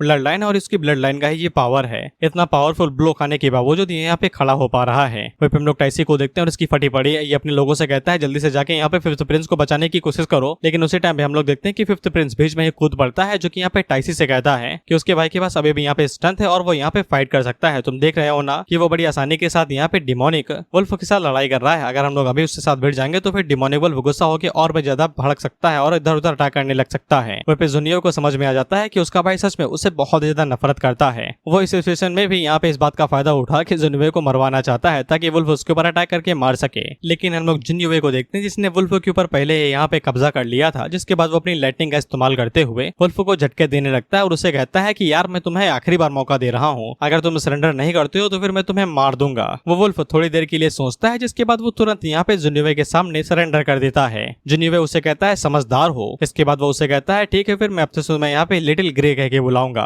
वुल्फ आगे से कहता है नहीं, मेरे को और भी ज्यादा दबदबा नाम चाहिए, बाहुबली जैसा, सलमान खान जैसा। जिन्युवे उसे कहता है कि यार जो नाम दिया वो तो ठीक तो है, लेकिन इसके बावजूद अगर तुम्हें दूसरा नाम चाहिए तो फिर मैं तुम्हें यहाँ पे लिटिल कैंग कह के बुला सकता हूँ या फिर कैंग जिंगकोंग भी। लेकिन वुल्फ को अभी भी ये नाम पसंद नहीं आता है। वो आगे से कहता है कि ये नाम ठीक है लेकिन उसकी ब्लड लाइन यहाँ पे कैंग की वुल्फ किंग की है, तो फिर उसके सरनेम की शुरुआत यहाँ पे कैंग से होनी चाहिए। जिन्युवे उसे कहता है ठीक है फिर मैं अब से नाम तुम्हारा यहाँ पे कैंग वुल्फ उनार का कर देता हूँ, ये चलेगा? जिसके लिए वुल्फ तुरंत मान जाता है। वो आगे से कहता है उसे ये नाम पसंद आया। इसी के साथ यहाँ पे जिन्युवे इस वुल्फ को भी टीम कर लेता है, जिसको देख के ताइसी और जितने भी इंपीरियल गार्ड थे वो बहुत ज्यादा हैरान हो जाते हैं कि साले के अंदर कितना दम है भाई, किसने गोल्डन कोर रियलम की डिमोनिक बूस्ट को इतनी जल्दी टीम कर लिया। 3rd प्रिंस कुछ ज्यादा ही पावरफुल है। 5th प्रिंस भी अपने मन के अंदर यही सोचता है कि यही क्यों साला हर बार इसी के हाथों में फल जाके क्यों गिरता है, क्योंकि वो बार बार कोशिश करता है। खैर 5th प्रिंस को कोई फर्क नहीं पड़ता कि जिन्युवे क्या पाता है क्या पालता है, उसका प्लान यहाँ पे कंप्लीट हो चुका है और जिन्युवे आज रात मारा ही जाएगा। हम लोग जिन्युवे को देखते हैं जो कि दोबारा छींक मारता है। वो आगे से कहता है कौन है साला मेरे पीठ पीछे बुराई करने वाला। उसे टाइम पे सिस्टम बाहर निकलता है और वो जिन्युवे को बताता है कि उसने पहली बार यहाँ पे एक पेट को टेम किया है, इसलिए उसे यहाँ पे एक और मौका दिया जाता है गॉड समन करने का। जिसपे जिन्युवे काफी ज्यादा खुश हो जाता है कि उसे यहाँ पे एक और मौका दे दिया सिर्फ पहली बार कुछ करने से कि अब वो यहाँ पे एक और गॉड को समन कर सकता है। उसी टाइम पे ताइसी यहाँ पे जिन्युवे से पूछता है कि वो लोग इस डिमोनिक वुल्फ के साथ में क्या करेंगे। जिन्युवे उसे कहता है कि हम इसके साथ कुछ भी नहीं करेंगे, ये हमारे साथ ही आएगा, मैंने इसे टेम कर लिया है, अब चिंता की कोई बात नहीं है। इसके बाद वो अपने कार्ड के अंदर चला जाता है और ताइसी से कहता है कि तुम सफर जारी रखो, मैं थक चुका हूँ, सोने के लिए जा रहा हूँ। वहीं पे हम लोग राजे को देखते हैं जो कि यहाँ पे वुल्फ को कस के पकड़ लेती है और उसे कहती है कि चिंता न करो, मैं तुम्हें ठीक कर दूंगी। वहीं पर हम लोग जिन्युए को देखते हैं जो कि आगे से यहाँ पे 85 थी बस। जिन्युए अपने मन के अंदर यही सोचता है कि पता नहीं उसने इस बार क्या समन किया है, लेकिन अब वो यहाँ पे कुछ कर भी नहीं सकता है सिवाय इंतजार करने के। इसके बाद अगला सीन अगले दिन का होता है जहाँ पे हम लोग देखते हैं कि फिफ्थ प्रिंस का चेला उससे पूछता है क्या उन लोगों का प्लान यहाँ पे रेडी रहेगा या फिर वो लोग बदलेंगे। लेकिन फिफ्थ प्रिंस आगे से बताता है कि उन लोगों ने जैसा प्लान किया था वैसा ही चलेगा। इससे क्या फर्क पड़ता है कि जिन्युए ने यहाँ पे गोल्डन कोर के पेट को ओबिटीन कर लिया है। उन लोगों ने यहाँ पे इस बार एक नासेंट सोल रियलम के मास्टर को समन किया है। इस बार पक्का जिन्युए मारा ही जाएगा। यहाँ तक कि फिफ्थ प्रिंस ने उसे पहले यहाँ पे सब कुछ बता दिया है कि उसे कब आना है और कब यहाँ पे जिन्युए को मार के जाना है। अब उसे बस इंतजार करना है और किसी भी कीमत पे जिन्युए को यहाँ से जिंदा वापस नहीं जाने देना है। इसके बाद लोग एक तालाब के पास रुकते हैं जहाँ पे नहाना धोना हो रहा था और जिन्युए डाजी से कहता है कि आओ हम लोग एक दूसरे की पीठ साफ कर देते हैं। डाजी इसके लिए तुरंत मान जाती है और बड़े प्यार से आगे बढ़ने लगती है, जिससे जिन्युए के मन के अंदर लड्डू फूटने लगते हैं और वो मन के अंदर सोचता है ऐसा लगता है कि मैंने इसका दिल जीत ही लिया है। लेकिन उसी टाइम पे डाजी आगे बढ़ती है और जिन्युए को तालाब के अंदर धक्का दे देती है। जिन्युए आगे से रोते हुए कहता है कि तुम मेरे प्यार को नकार रही हो, धोखा दे रही हो तुम मुझे। डाजी उसे कहती है कि जिन्युए शायद से एक चीज भूल चुका है कि वो लोग मास्टर एंड सर्वेंट है, ना कि हस्बैंड एंड वाइफ। इस पे जिन्युए आगे से कहता है क्या तुम लोग यहाँ पे, डाजे से कुछ उल्टा कह देता है। वो डाजे से कहता है कि तुम लोगों की जाति यहाँ पे बेसिकली ट्राइब या फिर स्पीसीज या मर्दों की यानकी को शक नहीं करते हैं क्या? अगर तुम्हें यानकी चाहिए तो फिर मैं जितनी चाहे उतनी दे सकता हूँ, मुझे कोई दिक्कत नहीं है। लेकिन डाजे को इससे गुस्सा आ जाता है, जिसके बाद वो जिन्युए की पेट के ऊपर लात मारती है और उसकी चीख निकाल देती है, ये कहते हुए कि वो एक 9-tailed डिवाइन फॉक्स है, वो ऐसे गंदे चीप तरीकों का इस्तेमाल नहीं करती है। और ऊपर से ये उनकी रेस है जिन लोगों ने यहाँ पे इस तरीके की यांग सकिंग आर्ट का इजाद किया है, ना कि उन लोगों ने। इस पे जिन्युए आगे से टसुए बहाने लगता है, एकदम रोने ही लगता है। तो डाजी पानी के अंदर ही बैठ जाती है और उसे कहती है टसुए ना मानो, मुंह तोड़ दूंगी तुम्हारा। इस पे जिन्युए बस उसे निखारता रहता है और कोई काम नहीं है इसके पास, और इसे निखारने से ही हवा चढ़ने लगती है। कितना हरामी है ये। फिर इसके बाद अगला सीन आधे घंटे के बाद का होता है जहाँ पे ये लोग खाना पकाना कर रहे थे। अब उसी टाइम पे यहाँ पे नासेंट सोल रियलम का वही कल्टीवेटर आया जिसको यहाँ पे फिफ्थ प्रिंस ने हायर किया है जिन्युए को मारने के लिए, और ये एक मॉन्ग है। ये मॉन्ग आगे से चीखते हुए आ रहा था। बोधिसत्व और महातोसत्व यहाँ पे अपने फॉलोअर्स के दिमाग को शांत करते हैं और उन्हें यहाँ पे जीने मरने का चक्र समझाते हैं। फिफ्थ प्रिंस के मन के अंदर लड्डू फूटने लगते हैं क्योंकि उसका चेला यहाँ पे आ चुका है अपना काम पूरा करने के लिए। फिफ्थ प्रिंस का चेला आगे से पूछता है कि यही वो बंदा है क्या जिसके बारे में आप बात कर रहे थे? जिसपे फिफ्थ प्रिंस आगे से बताता है हाँ, ये एक बुद्धिस्ट कल्टीवेटर है, ये काफी ज्यादा स्ट्रॉन्ग है और ऊपर से इसकी इज्जत भी की जाती है। जिसपे यहाँ पे फिफ्थ प्रिंस के चेले को यहाँ पे जिन्युए की चिंता हो रही थी। वो मन के अंदर सोचता है कि इसने इस बार यहाँ पे एक बुद्धिस्ट मास्टर को हायर किया है, ऐसा लगता है कि थर्ड प्रिंस के इस बार पसीने छूटने वाले हैं। तो फिर हम लोग देखते हैं कि तभी वहाँ पे एक मॉन्क आता है जिसको देख के ताइक्स समझ जाता है कि ये काफी ज्यादा स्ट्रॉन्ग है, लेकिन वो उसके कल्टीवेशन को यहाँ पे सेंस नहीं कर पा रहा है। जिसके बाद वो उस मॉन्क से कहता है कि ये जगह यहाँ पे कियानवे किंगडम की है, यहीं पे ही रुक जाओ या फिर यहाँ से वापस लौट जाओ। लेकिन वो मॉन्क आगे से बताता है कि वो यहाँ पे उन सभी लोगों के लिए ही आया हुआ है। उसने सुना है कि कियानवे किंगडम के अंदर एक डीमन है जो कि केओस कर रहा है, इसलिए वो उस डीमन को यहाँ पे खास मारने के लिए ही आया हुआ है। हालांकि ताइशी को यकीन नहीं होता है क्योंकि उनके किंगडम के अंदर कोई वेपन है ही नहीं, और वो उस टकलू से कहता है भाग जाओ इससे पहले कि तुम्हारे टकलू के ऊपर मैं अंडा फोड़ दूं। लेकिन उसी टाइम पे यहाँ पे फिफ्थ प्रिंस आता है जो कि यहाँ पे इस मॉन्क को उसके नाम से बुलाता है और उससे कहता है कि आप आखिरकार यहाँ पे आ ही गए और इसका नाम जुआन सैंग है। इस पे ये दोनों ऐसे नाटक कर रहे थे जैसे कि हमें इनकी मिली भगत के बारे में पता ही नहीं। सैंग उसे कहता है कि डीमन कहाँ पे है माई लॉर्ड, जिसपे उसकी पहले नजर सबसे पहले यहाँ पे कैंगवुल्फ के ऊपर पड़ती है और सैंग आगे से कहता है कि तुमने यहाँ पे गोल्डन कोर रियलम अचीव कर लिया है डिमोनिक कोर की वजह से, अब तुम और ज्यादा केओस नहीं कर पाओगे। जिन्युए उसे कहता है कि ये टकला आया कहाँ से है, साला मरना चाहता है क्या? इस पे सैंग आगे से अपनी एबिलिटी इस्तेमाल करते हुए कहता है कि तुम थर्ड प्रिंस हो ना, तुम्हारे ऊपर डीमन ने हमला किया है, उसका वास है तुम्हारे ऊपर, मैं यहाँ पे तुम्हारी मीठी बातों से नहीं भटकूंगा। जिसके बाद वो उसके ऊपर पाम अटैक कर देता है। इस पे फिफ्थ प्रिंस को यकीन हो जाता है कि आज यहाँ पे जिन्युए को एक भगवान भी नहीं बचा सकता है। लेकिन उसी पल हम लोग डाजी को देखते हैं जो कि जिन्युए को पकड़ती है और साइड में आ जाती है। इसके बाद डाजी अपनी एबिलिटी को रिलीज करते हुए कहती है टकलू मरना है तेरे को। वह जिन्युए को समझ में आ जाता है कि ये मॉन्क इतना भी कमजोर नहीं है और वो उसे कहता है कि तुम बिना किसी रीजन के और बिना किसी वैलिड सबूत के यहाँ पे तुम जानबूझ के एक इनोसेंट को मारना चाहते हो, तुम्हारे पास क्या सबूत है? इस पे फिफ्थ प्रिंस यहाँ पे बोलना शुरू करता है कि उसने यहाँ पे इस मॉन्क को ये हुआ टेम्पल से बुलवाया है और ये एक एमिनेंट मॉन्क है और फिफ्थ प्रिंस ने खास कर यहाँ पे इसे इसलिए हायर किया है ताकि ये यहाँ पे जिन्युए को एक्सरसाइज करवा सके, यानी कि भूत भगवा सके। इस पे बाकी लोग आगे से कहते हैं ऐसा लगता है कि यहाँ पे थर्ड प्रिंस का लक कुछ ज्यादा ही खराब है, क्योंकि उन लोगों ने सुना है कि यहाँ पे जुआन सैंग ने कई सारे डीमंस को यहाँ पे सेक्रीफाइस किया है, सॉरी एक्सरसाइज किया है, यानी कि भगाया है। इसलिए पब्लिक यहाँ पे उसे काफी ज्यादा मानती है और उसकी रिस्पेक्ट करती है और एमिनेंट मॉन्क ये हुआ टेम्पल से इसीलिए इतने ज्यादा फेमस होते हैं। जिसपे फिफ्थ प्रिंस मुस्कुराते हुए अपने मन के अंदर सोचता है कि इससे क्या फर्क पड़ता है कि तुम गोल्डन कोर रियलम पे हो, ये मॉन्क यहाँ पे नासेंट सोल रियलम पे है जो कि तुम्हें यहाँ पे मारने के लिए आया है, आ तो तुम्हारा बंटा धार हो गया। इसके बाद आगे से मुस्कुराते हुए कहते हैं कि ब्रदर मुझे दोस्त मत देना, ये मैं तुम्हारे लिए ही कर रहा हूँ,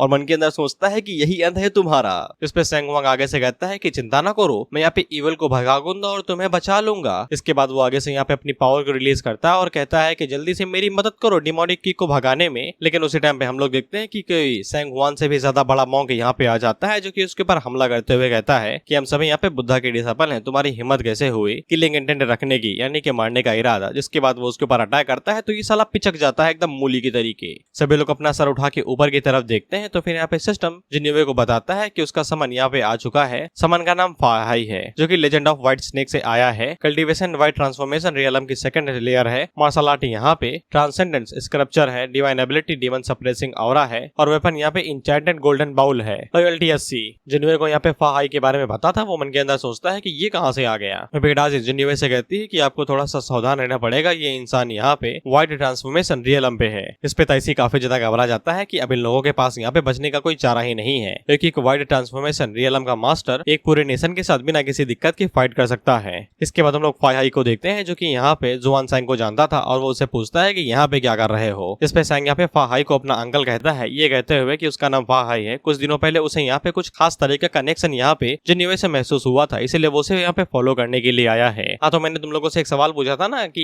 ये समन यहाँ पे आते कैसे हैं। तो ये समन भाई कुछ नॉवल से आते हैं, जैसे कि जर्नी टू द वेस्ट हो गई, व्हाइट स्नेक हो गई, इस तरीके से। लेकिन सिस्टम यहाँ पे इन्हें मैनिपुलेट कर देता है, जिससे इन्हें ऐसा लगता है कि ये सभी इसी दुनिया से बिलोंग करते हैं और जो न्यूवेनन की कभी ना कभी मदद की थी, इसीलिए वो यहाँ पे उसे अपना मास्टर मानते हैं। और हाँ, कुछ जो समन्स होते हैं वो इस दुनिया से ही होते हैं, लेकिन उनको भी सिस्टम मैनिपुलेट कर देता है, इससे वो यहाँ पे जिन्युए को अपना मास्टर मान लेते हैं। क्योंकि आगे चल के भाई नीजा आता है, वुकोंग आता है और भी कई सारे कैरेक्टर्स आते हैं। खैर, हम स्टोरी पे की जरूरत नहीं है, आप तो यहाँ पे काफी ज्यादा बड़े हैं, हम एक साथ मिलकर यहाँ पे बहुत बड़ी ऊंचाइयों को छुएंगे। हम लोग देखते हैं कि सैंग यहाँ पे अंकल को पट्टी पढ़ाने की कोशिश करता है, लेकिन फाहाई को सब कुछ पता था। वो उसे कहता है कि तुमने पावर का इस्तेमाल किया है यहाँ पे अपने फायदे के लिए। टेंपल वापस लौट जाओ और 10 सालों तक जमीन में ही घुसे रहना, बाहर दिखाई न देना मुझे, ये तो कान खींच के पीठ पे बांध दूंगा। इसके बाद ये दोनों यहाँ से पीछे मुड़ जाते हैं और जिन्युए पीछे मुड़ के फिफ्थ प्रिंस की तरफ देखता है और वो फिफ्थ प्रिंस से कहता है कि तूने क्या बोला था कि आज मुझे गॉड भी नहीं बचा सकता है। जिस पे फिफ्थ प्रिंस की पड़ती है और वो आगे से कहता है कि कुछ भी उल्टा सीधा करने के बारे में सोचना भी नहीं। इसके बाद वो ताइसी के पीछे छुपते हुए यहाँ पे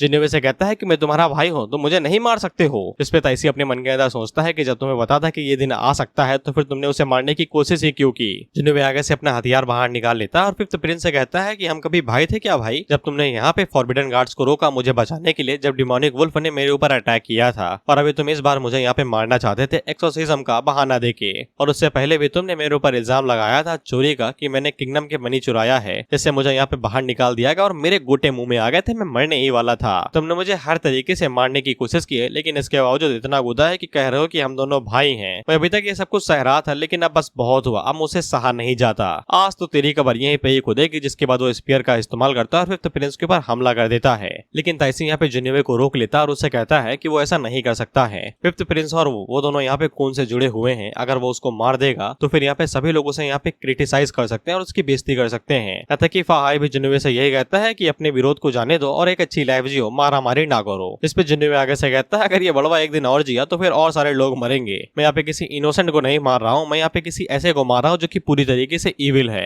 फाहाई दोबारा कुछ कहने की कोशिश करता है, लेकिन उस टाइम पे डाजी और टेंगू उसके सामने आ जाते हैं और उससे कहते हैं कि रास्ते के बीच में ना आओ, अभी ही आए हो यहाँ पे। लेकिन फाहाई यहाँ पे जैसे ही डीमन को देखता है तो वो बहुत ज्यादा गुस्से में आ जाता है कि डीमन किंग यहाँ पे क्या कर रहे हैं। खैर, फिफ्थ प्रिंस को यहाँ पे फ्यूचर दिखाई देता था और उसे समझ में आ जाता है कि उसने गलत जगह पे पैर रख दिया है, अब वो यहाँ से बच के नहीं भाग सकता है। इसलिए वो सोचता है अगर वो यहाँ पे झाड़ियों और जंगलों के अंदर घुस जाएगा तो फिर शायद से वो यहाँ पे बच सकता है। इसीलिए वो टाइसी को जिन्युए की तरफ धक्का देता है और वहाँ से भागने लगता है। जिन्युए उसे कहता है काफी तेज भाग रहे हो यार, मैं तो पकड़ ही नहीं पाऊंगा। इसके बाद जिन्युए यहाँ पे अपने स्पीयर को भाले की तरफ फेंकता है, जो कि सीधा फिफ्थ प्रिंस के सीने में जा घुसता है और वो डायरेक्ट एक पेड़ में जा घुसता है। इस पे सभी लोग हैरान हो जाते हैं कि जिन्युए ने सच में यहाँ पे फिफ्थ प्रिंस को मार दिया। इसके बाद जिन्युए अपना भाला निकालते हुए यहाँ पे फिफ्थ प्रिंस से कहता है कि उम्मीद करता हूँ कि अगले जन्म में एक अच्छे इंसान बनोगे जो कि यहाँ पे गंदा काम नहीं करेगा। और नीचे एक बंदा भाई कमेंट में हमें फाहाई की पूरी बायोडेटा दे रहा है। अगर तुम्हें फाहाई के बारे में जानना है तो फिर चुपचाप जाके लेजेंड ऑफ व्हाइट स्नेक की मूवी देख लो, हिंदी डब में है। हाँ, वही सफेद नागिन जिसको एक इंसान से प्यार हो जाता है जो दवाई बनाता है। खैर, फिफ्थ प्रिंस का काम यहीं पे ही खत्म हो जाता है। फिफ्थ प्रिंस हमें दोबारा नहीं दिखाई देगा और जिन्युए अपने मन के अंदर सोचता है कि फिफ्थ प्रिंस यहाँ पे मारा जा चुका है, अब उसने यहाँ पे रियल बॉडी के ओनर के बदले को ले लिया है, इसलिए अब ये बॉडी पूरी तरीके से उसकी हो चुकी है। अब वो इस बॉडी को पूरी तरीके से कल्टीवेट करेगा और पिनाकल तक लेके जाएगा, बेसिकली उत्तम चोटी तक। और क्योंकि जिन्युए ने यहाँ पे साइड क्वेस्ट भी कंप्लीट कर ली थी, इसलिए उसे यहाँ पे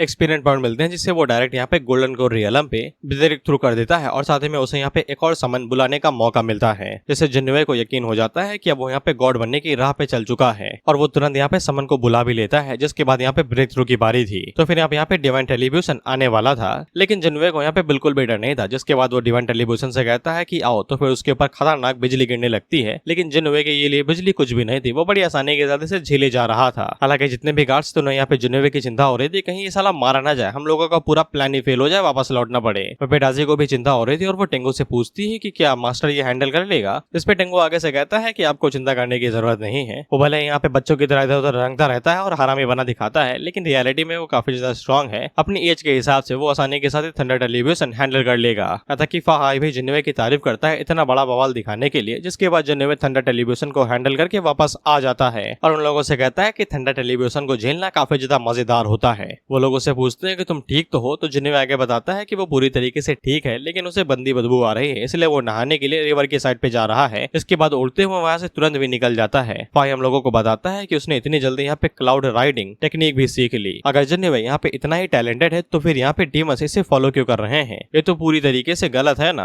अब मैं तुम्हें बता दूं कि फाहाई की मेंटालिटी एकदम मॉन्ग वाली है। बेसिकली जो मॉन्ग होते हैं सिर्फ मानवा के अंदर, ठीक है, रियलिटी की मैं बात नहीं कर रहा, इन्हें अपनी बात के ऊपर काफी ज्यादा यकीन होता है। बेसिकली इतना ज्यादा यकीन होता है कि वो नंगा विश्वास करते हैं उसके ऊपर, अंधा नहीं नंगा। अगर उन्होंने मान लिया कि तुम्हारे अंदर डीमन है तो फिर तुम अपनी छाती चीर दो या फिर आंखें, वो मानेंगे नहीं। तुम्हारे अंदर डीमन है तो है। अगर फाई को लगता है कि यहाँ पे डाजी और टेंगो डीमन है तो है, लेकिन उनसे बड़ा कमीना तो अपना वो था, फिर तो प्रिंस था। उसके सामने डाजी और टेंगो तो बच्चे, इन्होंने तो किसी को मारा भी नहीं अभी तक। वो पता नहीं कितनी जाने का टक गया, लेकिन उसको बचाने के लिए कह रहा था कि ये इनोसेंट है, खूना खूनी ना करो। अब मैं उम्मीद करता हूँ कि तुम्हें फाहाई की मेंटालिटी समझ में आ चुकी होगी। जिसके बाद हम लोग जिन्वे को देखते हैं जो कि सिस्टम से पूछता है कि मेरा भैया समन कहाँ पे है, और सत्य में वो रैंडम ड्रॉ का यहाँ पे इस्तेमाल करता है। अब लकी ड्रॉ और रैंडम ड्रॉ दोनों अलग अलग है। लकी ड्रॉ के अंदर समन आता है और रैंडम ड्रॉ के अंदर वेपन या फिर और कोई चीज मिलती है। इसलिए जिन्वे जब यहाँ पे रैंडम ड्रॉ करता है तो फिर उसे यहाँ पे एक rose gold emperor full set armour मिलता है जर्नी टू द वेस्ट की ईस्ट सी पैलेस से। जिन्वे उस ट्रेजर को बाहर निकालता है और सिस्टम यहाँ पे जिन्वे को बताता है कि rose gold emperor armour set यहाँ पे टिपिकली डिफेंस टाइप का है, जो की पावरफुल डिफेंस है, इसलिए होस्ट को ये पक्का रख लेना चाहिए। इसलिए जिन्वे जल्दी से अपना अंगूठा काटता है और उस आर्मर की अपनी 2-3 बूंद गिरा देता है, जिससे वो आर्मर उसको अपना मास्टर मान लेता है और वो उसकी बॉडी के साथ फ्यूज हो जाता है। और वो सिस्टम से पूछता है लेकिन वो इसे उतारेगा कैसे, लेकिन अगले ही पल वो यहाँ पे उसकी बॉडी से पूरी तरीके से गायब हो जाता है और वो नंगा हो जाता है। और वो चीखते हुए कहता है इतना जल्दी मैंने उतारना था यार, लेकिन वो इस आर्मर से पूरी तरीके से सेटिस्फाई था। जिसके बाद वो यहाँ पे दोबारा अपने गॉड समन को यहाँ पे समन करता है, तो सिस्टम उसे बताता है कि वो रास्ते के बीच में ही है। और साला ये मैं जब भी ऐसा कुछ देखता हूँ ना, ये धुंधला सा ब्लैक में बैकग्राउंड छुपा के, मुझे ऐसा लगता है हु इज दैट पोकेमॉन। खैर जिन्होंने इसी बारे में सोच रहा था कि पता नहीं ये कब आएगा, लेकिन जब वो पीछे मुड़ के देखता है तो उसका सामान पहले ही आ चुका था। जिन्वे घबरा जाता है और पूछता है तुम कौन हो भी। इस पे वो सामान अपना नाम बताता है जो कि ग्रेट व्हाइट वेगा था। वो जिन्वे से कहता है कि वो कहीं दूर इलाके में कल्टीवेट कर रहा था, लेकिन अचानक से उसे कुछ कनेक्शन सा महसूस हुआ जिन्वे के साथ में, तो उसने फैसला किया कि वो उसे फॉलो करेगा। मैनिपुलेशन। तुम्हें लगता है कि गोचेंग और जोफैन इसके सामने टिक पाएंगे? सिस्टम है असली मैनिपुलेटर, देखो तो कैसे कैसे मैनिपुलेट करता है लोगों को। सरकाज़म है, ध्यान ना बोल देना कमेंट में। जिन्वे को यहाँ पे ग्रेट व्हाइट वेगा के बारे में पता था, अब मैं इसे वेगा ही बुलाऊंगा। इसके बाद हमें वेगा के बारे में बताया जाता है कि ग्रेट व्हाइट वेगा भी यहाँ पे journey to the west novel से ही आया हुआ है। इसकी रेस गॉड है और ग्रेट व्हाइट वेगा हेवेंस रियलम के 4th लेवल पे है। बाकी कल्टीवेशन टेक्निक ना ही जानो तो ही बेहतर है, लेकिन वेपन के बारे में जान लो जो कि इविल एक्सट्रीमिटिंग विस का है, यानी कि वो जिसे झाड़ू वालों नहीं लगाते आगे पूंछ जैसा कुछ लगा रहता है वो। खैर हम लोग जिन्वे को देखते हैं जो कि वेगा से मिलकर काफी ज्यादा खुश हो जाता है, क्योंकि वो वेगा से काफी ज्यादा लंबे टाइम से मिलना चाहता था। और जैसा कि मैंने बताया कि सिस्टम यहाँ पे कभी कभी नॉवल से भी बुला लेता है लोगों को, बेसिकली फिक्शनल वर्ल्ड से। एग्जाम्पल के लिए मेरे पास सिस्टम आ जाए और मैं साला छोटा भीम को बुला लूं, हर दिन उसे लड्डू खिलाऊंगा। कैलाश जी के यहाँ से अच्छे लड्डू बनाते हैं। उम्मीद करता हूँ कि अब तुम्हें सिस्टम का सब कुछ समझ में आ चुका होगा, क्योंकि अगर मैं इसे कंटिन्यू करूंगा तुम्हारी फटके चार हो जाएगी। साला ये 50वें चैप्टर पे कम से कम 10-15 साल ये समन कर लेता है लोगों को। साला मैं कंफ्यूज था कि ये आ कहां से, इस दुनिया से या दूसरी दुनिया से, इसलिए इतना ज्ञान फैलता हूँ ताकि तुम्हें कंफ्यूजन ना हो, सारा भार में ही झेलूं। स्टोरी पे वापस आते हैं। जिन्वे अपने मन के अंदर यही सोचता है कि ये दोनों ही यहाँ पे यानी कि टेंगो और वेगा journey to the west novel से हैं, शायद से एक दूसरे को पहचानते हो। और उसको सबसे ज्यादा खुशी इस बात की थी कि यहाँ पे उसने एक गॉड को समन किया है, एक असली गॉड को, जिसका रियलम ही यहाँ पे हेवेंस रियलम है। इसके बाद जिन्होंने यहाँ पे दोबारा कल्टीवेशन वर्ल्ड के बारे में बताता है कि यहाँ पे कल्टीवेशन की रिफाइनरी से शुरू होती है, इसके बाद foundation, golden core, nascent soul और ये चारों रियलम यहाँ पे मॉर्टल रियलम्स होते हैं। यानी कि अगर तुम इन चारों रियलम के भीतर आते हो तो फिर तुम्हें एक मॉर्टल समझा जाएगा, यानी कि नॉर्मल इंसान। लेकिन अगर तुम इन रियलम्स के ऊपर चले जाते हो, जैसे कि वाइड ट्रांसफॉर्मेशन, मेटाफोर्सिस, लैंड गॉड, तो फिर तुम्हें एक पावरफुल बीइंग समझा जाएगा, यानी कि मॉर्टल से ऊपर। लेकिन वेगा की जो कल्टीवेशन है वो यहाँ पे उन लोगों से भी ज्यादा है, डाजी और टेंगू से भी ज्यादा। वो यहाँ पे हेवेंस रियलम पे है, यानी कि लैंड गॉड से भी ऊपर। इसलिए अब यहाँ पे जिन्युवे को किसी से भी डरने की जरूरत नहीं है जब तक यहाँ पे वेगा से कोई पावरफुल नहीं आ जाता है। इसके बाद जिन्युवे यहाँ पे वेगा से टेंगू के बारे में पूछता है तो वेगा को यहाँ पे टेंगू के बारे में नहीं पता था। जिन्युवे से समझाते हुए कहता है कि टेंगू तुम्हारी दुनिया से आया एकदम एग्जैक्ट जगह से, तुम्हें उसके बारे में जानते होगे यार। तो जिन्युवे से कहता है कि बातें नहीं, मैं तुम्हें सीधा उससे मिलवा ही देता हूँ, हमारी फैमिली काफी ज्यादा बड़ी है। लेकिन जब वो दोनों कैंप साइड पे पहुंचते हैं तो फिर यहाँ पे बहुत बड़ा हमला हुआ था। दरअसल फाई और डाजी और टेंगू आपस में लड़ाई धड़ाई कर रहे थे। डाजी यहाँ पे फाई से कहती है कि इतना भी कॉकी ना बनो, फालतू में काहे लड़ाई कर रहे हो। इस पे फाई आगे से गोल्डन बॉल का इस्तेमाल कर रहा था यहाँ पे इन दोनों को हराने के लिए, क्योंकि कंडीशन आपस में बराबर ही है। और वो डाजी से कहता है कि तुम चिंता ना करो, तुमसे निपटने के बाद मैं यहाँ पे मैं जिन्युवे से बात कर लूंगा, सब कुछ ठीक हो जाएगा। इस पे टेंगू आगे से कहता है अगर तुम यहाँ पे हमारे साथी ना होते और जिन्युवे के सबऑर्डिनेट ना होते तो फिर अब तक मैं तुम्हारे टुकड़े टुकड़े कर चुका होता और खा के हक भी दिया होता।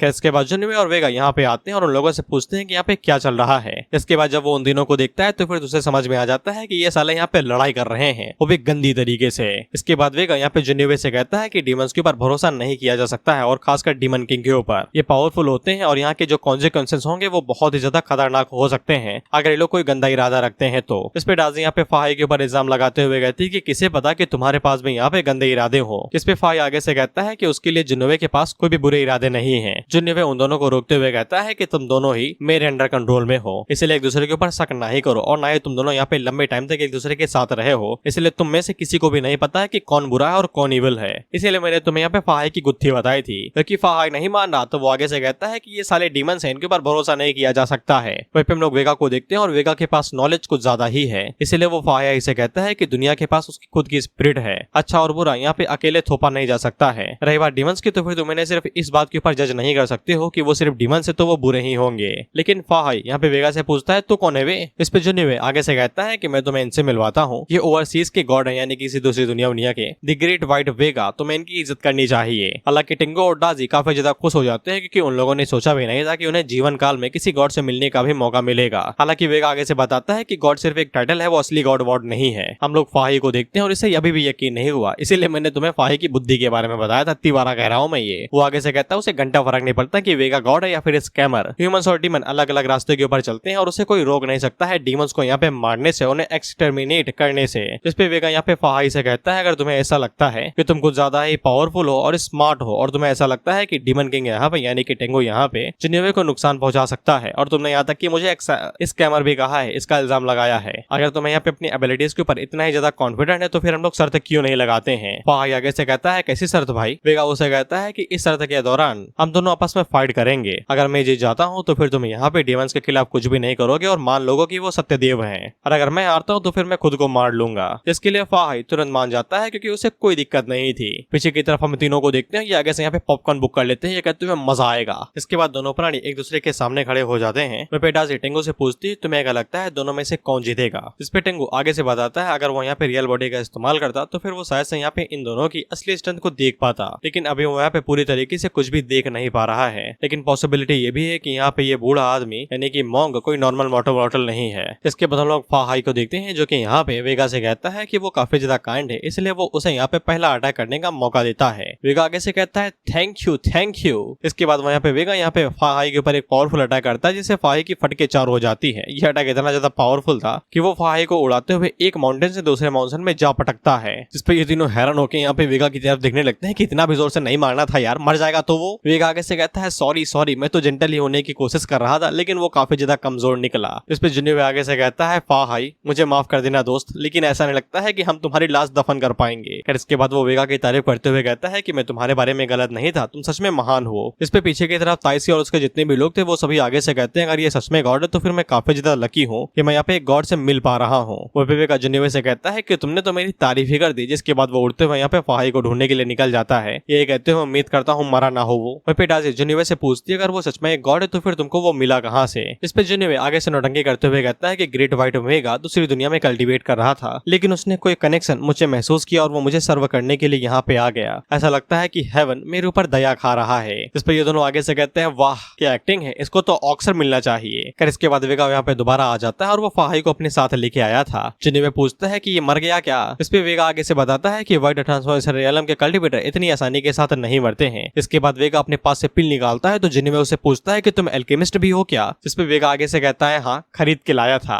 That was good joke. फिर इसके बाद फा यहाँ पे अपनी हार मान लेता है और वो अपनी गलती के लिए सॉरी भी बोलता है और ये भी कहता है कि अब से वो डीमन को यहाँ पे फालतू में जज नहीं करेगा। इस पे जिन्वे उसे कहता है कि तुम्हारी भी गलती नहीं है, यहाँ पे तुम अपनी कीन अवेयरनेस को फॉलो कर रहे थे जिसको तुम यकीन करते हो, इसीलिए तुम डीमंस के खिलाफ गए। और वो फाया से कहता है अगर यहाँ पे डाजी और टेंगू ना होते तो वो काफी लंबे टाइम पहले ही मर चुका होता, इसीलिए वो लोग यहाँ पे उसकी मदद करते हैं और उन लोगों ने मिलकर यहाँ पे कई सारे बुरे लोगों को भी मारा है, इसलिए वो लोग बुरे नहीं है। जिस पे फा आगे से वादा करता है कि अब से वो उन्हें दोबारा परेशान नहीं करेगा। इसके बाद जिन्वे पीछे मुड़ के ताइसी से कहता है कि सब कुछ यहाँ पे सॉल्व हो चुका है तो फिर हम लोग आगे बढ़ते हैं। और वो ताइसी से पूछता है कि ये लोग यहाँ पे फिफ्थ प्रिंस की घोड़ा गाड़ी को इस्तेमाल कर सकते हैं ना, जिसके लिए ताइसी आगे से कहता है ऑफ कोर्स कर सकते हैं। इसके बाद ये लोग यहाँ पे जैसे ही जाने वाले थे उसी टाइम पे हम लोग देखते हैं कि यहाँ पे फिफ्थ प्रिंस का चेला यहाँ पे आता है जो कि जिन्वे को बताता है कि वो फिफ्थ प्रिंस के असैसिन ऑर्गेनाइजेशन का लीडर है, द ब्लड ब्लेड किंग। जिन्वे उसे पूछता है कि बदला लेने के लिए आया हो क्या, जिस पे असैसिन लीडर आगे से बताता है कि बिल्कुल भी नहीं, वो गलत समझ रहा है, वो तो यहाँ पे जिन्वे के सामने सबमिट करने के लिए आया है। और वो जिन्वे को बताता है कि ब्लड ब्लेड ऑर्गेनाइजेशन को उसने यहाँ पे अपनी कड़ी मेहनत के साथ में बनाया है। एक बार फिफ्थ प्रिंस ने उसकी जान बचा ली थी, इसलिए वो यहाँ पे रीपेमेंट के तौर पे उसके सामने सबमिट कर दिया और एक सर्वेंट के लिए उसके साथ काम कर रहा था। हालांकि वो लोग फिफ्थ प्रिंस से तंग आ चुके थे और वो उनसे छुटकारा पाना चाहता था, लेकिन एहसान की वजह से वो ऐसा कर नहीं पा रहा था। लेकिन अब जिन्वे ने उसे मार दिया है तो अब वो लोग आजाद हैं और वो जिन्वे को ज्वाइन करना चाहते हैं। जिन्वे उसे कहता है कि मुझे कैसा पता चलेगा कि तुम सिंसियर हो और मुझे धोखा नहीं दोगे। मैं यहाँ पे तुम्हारे टेस्ट लूंगा जर्नी के दौरान में, जिसके बाद मैं डिसाइड करूंगा कि तुम्हें अपने पास रखना है या फिर पैलेस में ही छोड़ देना है। इसके लिए असैसिन लीडर तुरंत मान जाता है। इसके बाद लोग अपने सफर को दोबारा शुरू करते हैं और चलना शुरू कर देते हैं। अगला सीन 5 दिनों के बाद का होता है जब पे ताइसी जिन्वे को बताता है कि वो लोग जैसे ही सहारा रेगिस्तान को पार करेंगे तो कैंगलैंग किंगडम के अंदर जाएंगे। इसके बाद वो लोग कैंगलैंग किंगडम से होते हुए वो के किंगडम के अंदर जाएंगे, जिसके बाद वो लोग डायरेक्ट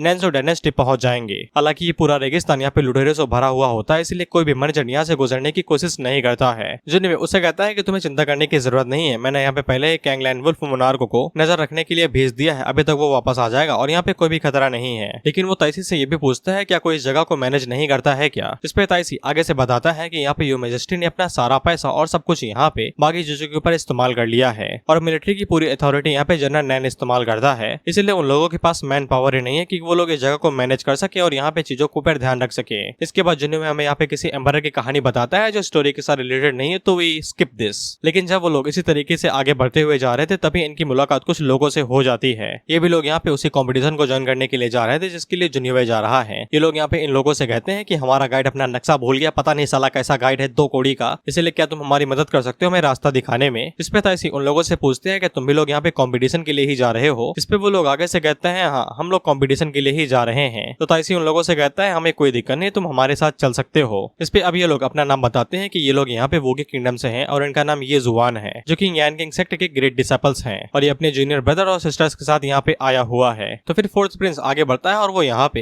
ये जुआन से अपने किंगडम और अपने आप को इंट्रोड्यूस करवाता है, जिसपे ये जुआन अपने मन के अंदर सोचता है कि ये तो सिर्फ की रिफाइनिंग रियलम पे है, लेकिन इसके बावजूद कंपटीशन के अंदर हिस्सा लेना चाहता है कि यानी वे किंगडम कुछ ज्यादा ही कमजोर हो चुका है अब। जिसके बाद लोग दोबारा अपने सफर को शुरू करते हैं और कंपटीशन की तरफ आगे बढ़ने लगते हैं। फिर ये जुआन यहाँ पे फोर्थ प्रिंस से पूछता है कि यहाँ पे टोटल 4 कैरेज हैं, एक के अंदर फोर्थ प्रिंस बैठा हुआ है और एक के अंदर यहाँ पे ऑफिसर्स होंगे, लेकिन बाकी 2 के अंदर कौन बैठा हुआ है। जिसपे फोर्थ प्रिंस आगे से बताता है कि एक के अंदर मेरा भाई है और दूसरे के अंदर एक गॉड बैठा हुआ है। हालांकि ये जुआन को इस गॉड वाली बात के ऊपर यकीन नहीं होता है, लेकिन फोर्थ प्रिंस बताते रहता है कि मेरे बड़े भाई ने यहाँ पे एक ऐसे गॉड को इन्वाइट किया है जो कि यहाँ पे काफी ज्यादा पावरफुल है। लेकिन ये जुआन का जो साथी था वो आगे से कहता है मुझे आपका ये अंदाज पसंद आया मजाक मस्ती वाला, लेकिन इतना भी झूठ न बोलिए कि लोटा ही बह जाए। तथा कि लड़कियां भी आगे से हंसते हुए फोर्थ प्रिंस से कहती है कि आपने कहा था कि यहाँ पे एक वाइड ट्रांसफॉर्मेशन रियलम का कल्टीवेटर भी है, क्या वो गॉड का एनिमी नहीं होगा? और क्या आपको पता भी है कि एक वाइड ट्रांसफॉर्मेशन रियलम का कल्टीवेटर कितना ज्यादा स्ट्रॉन्ग होता है? इस पे फोर्थ प्रिंस उससे कहता है मजाक नहीं कर रहा हूँ यार मैं। लेकिन उसी टाइम पे हम लोग देखते हैं कि यहाँ पे कैंगलैंग वुल्फ मोनार्क आ जाता है। उसको देख के ये जुआन के फटके 4 हो जाती है और वो आगे से लड़ने के लिए रेडी हो जाता है। लेकिन फिफ्थ प्रिंस आगे से कहता है डरो नहीं, ये मेरे भाई का पेट है कैंग वुल्फ मोनार्क। फिर इसके बाद जिन्वे अपने कैरेज से बाहर निकलता है और वो वुल्फ को अपने पास बुलाता है। फिर जब ये दोनों महिला मित्र यहाँ पे जिन्वे की तरफ देखती हैं तो फिर इन्हें पता चल जाता है कि जिन्वे की कल्टीवेशन काफी ज्यादा हाई है इनके लिए। और उसी टाइम पे हम लोग देखते हैं कि जमीन को तोड़ते हुए यहाँ पे कई सारे बैंडिट्स बाहर निकलते हैं, बेसिकली लुटेरे, और इस साले रेत के अंदर दबे हुए थे। साले सांस कैसे ले रहे थे तुम, अजगर हो गया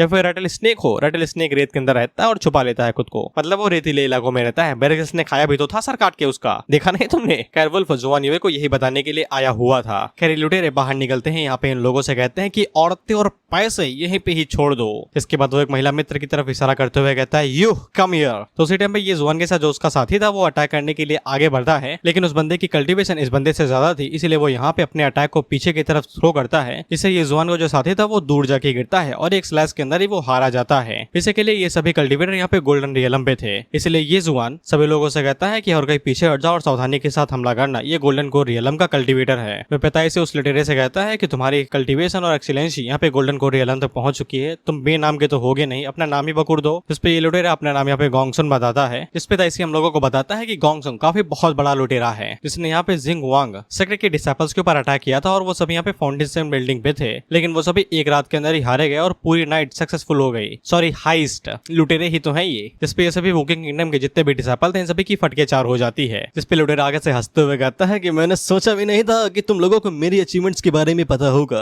अब अगर तुम पैसे और आरते छोड़ के नहीं भागते हो, तुम सभी भी हेल के अंदर जाके उनसे ही मिलोगे। और ये अपने यहाँ पे कल्टीवेशन को रिलीज कर रहा था, लेकिन ताइसी यहाँ पे जुन्युवे की तरफ देखता है तो उसे कुछ खास इंटरेस्टेड नहीं था, वो तो बैठे बैठे बोर हो रहा था। जिसके बाद हम लोग देखते हैं कि जुन्युवे यहाँ पे वुल्फ से कहता है कि खड़े क्या हो यार, किस लिए पाला है तुम्हें, जाओ और जाके उनको थोड़ा तशरीफ पे स्क्रैच मार के आओ। जिसपे कैंग वुल्फ आगे से अपने मुंह के अंदर एनर्जी इकट्ठा करता है और उसको यहाँ पे लुटेरे के ऊपर छोड़ देता है, जिससे वहाँ पे एक तगड़ा धमाका होता है, जिससे ये सभी एकदम धलक ही जाते हैं पीछे की तरफ। महिला मित्र आगे से कहती है कि ये वुल्फ तो यहाँ पे गोल्डन कोर रियलम पे है। खैर इसके बाद वुल्फ यहाँ पे लुटेरे के ऊपर हमला कर देता है, तो लुटेरे आगे से अपनी शॉट की मदद से ब्लॉक करने की कोशिश करता है और लुटेरा आगे से कहता है तू मॉन्स्टर, तुझे लगता है कि तू शक्तिशाली है, लेकिन तू बस एक दो कौड़ी का कुत्ता है और कुछ भी नहीं। इसके बाद वो लुटेरा आगे से यहाँ पे मल्टीप्लाई स्पेल का इस्तेमाल करता है और अपनी बॉडी को बड़ा करने लगता है। जिन्हें उस टेक्निक को पहचान जाता है और आगे से कहता है ये तो कियान डाओ क्लैन की इंटरेस्टिंग टेक्निक है ना, जिसको होकागे कहते हैं। खैर इसके बाद हम लोग देखते हैं कि बुलेटेरा आगे से जैसे स्पेल का इस्तेमाल करता है तो वो अपने साइज का बड़ा होने की वजह से वुल्फ को उठा के नीचे पटकता है और शॉट से उसकी गर्दन चीरने वाला था, लेकिन उससे पहले ही हम लोग देखते हैं कि हाफ आई उस लुटेरे के ऊपर अटैक करता है और एक ही स्ट्राइक में उस लुटेरे को दूर गिरा देता है और आगे से कहता है अमिताभा अमिताभा। इस पे लुटेरा आगे से पूछता है टकले तू है कौन बे, और ये मन के अंदर सोचता है कि जो इन्फॉर्मेशन इन लोगों को मिली थी वो पूरी तरीके से गलत है, यहाँ तक कि वो फिफ्थ प्रिंस को भी नहीं देख पा रहा है। फिफ्थ प्रिंस भाई बहुत हरामी है भाई, वो मरने के बाद भी किन्वे को उंगली करके जा रहा है। इसके बाद फाई आगे से अपनी पाम टेक्निक का इस्तेमाल करता है और यहाँ पे लुटेरे के ऊपर हमला कर देता है। पाम अटैक जैसे यहाँ पे लुटेरे के साथ टकराता है तो लुटेरे की हड्डी पसली टूट के बिखर जाती है, यहाँ तक कि उसकी स्पाइन बोन भी टूट जाती है पूरी तरीके से। खैर बाकी लुटेरों का लीडर मर चुका है तो इनकी बुंड फटना जायज है, एज यूजुअल मानवा से उम्मीद की जा सकती है। तो ये सभी भागने लगते हैं कि अपनी जान बचा के भागो। जिन्होंने आगे से भाई रेतीली पंछी बाहर निकाल लेता है, कहते अभी बताता हूँ। जिसके बाद वो खटाखट पीठ छाती चुत्तड़ हर जगह पे गोली मारता है और इन्हें मार देता है। लेकिन जिन्युवे को बाद में पता चलता है कि इन लोगों का लीडर अभी तक मारा नहीं है, तो वो उसके पास जाता है, कहता है जिंदा हो यार, छोड़ दो क्या तुम्हें तड़पते रहो, लेकिन एक्सपीरियंस पॉइंट चले जाएंगे। जिसके बाद वो उसके माथे के ऊपर भी गोली मार के उसे मार देता है और आगे से धुएं के ऊपर फूंकते हुए कहता है आई एम द बॉस।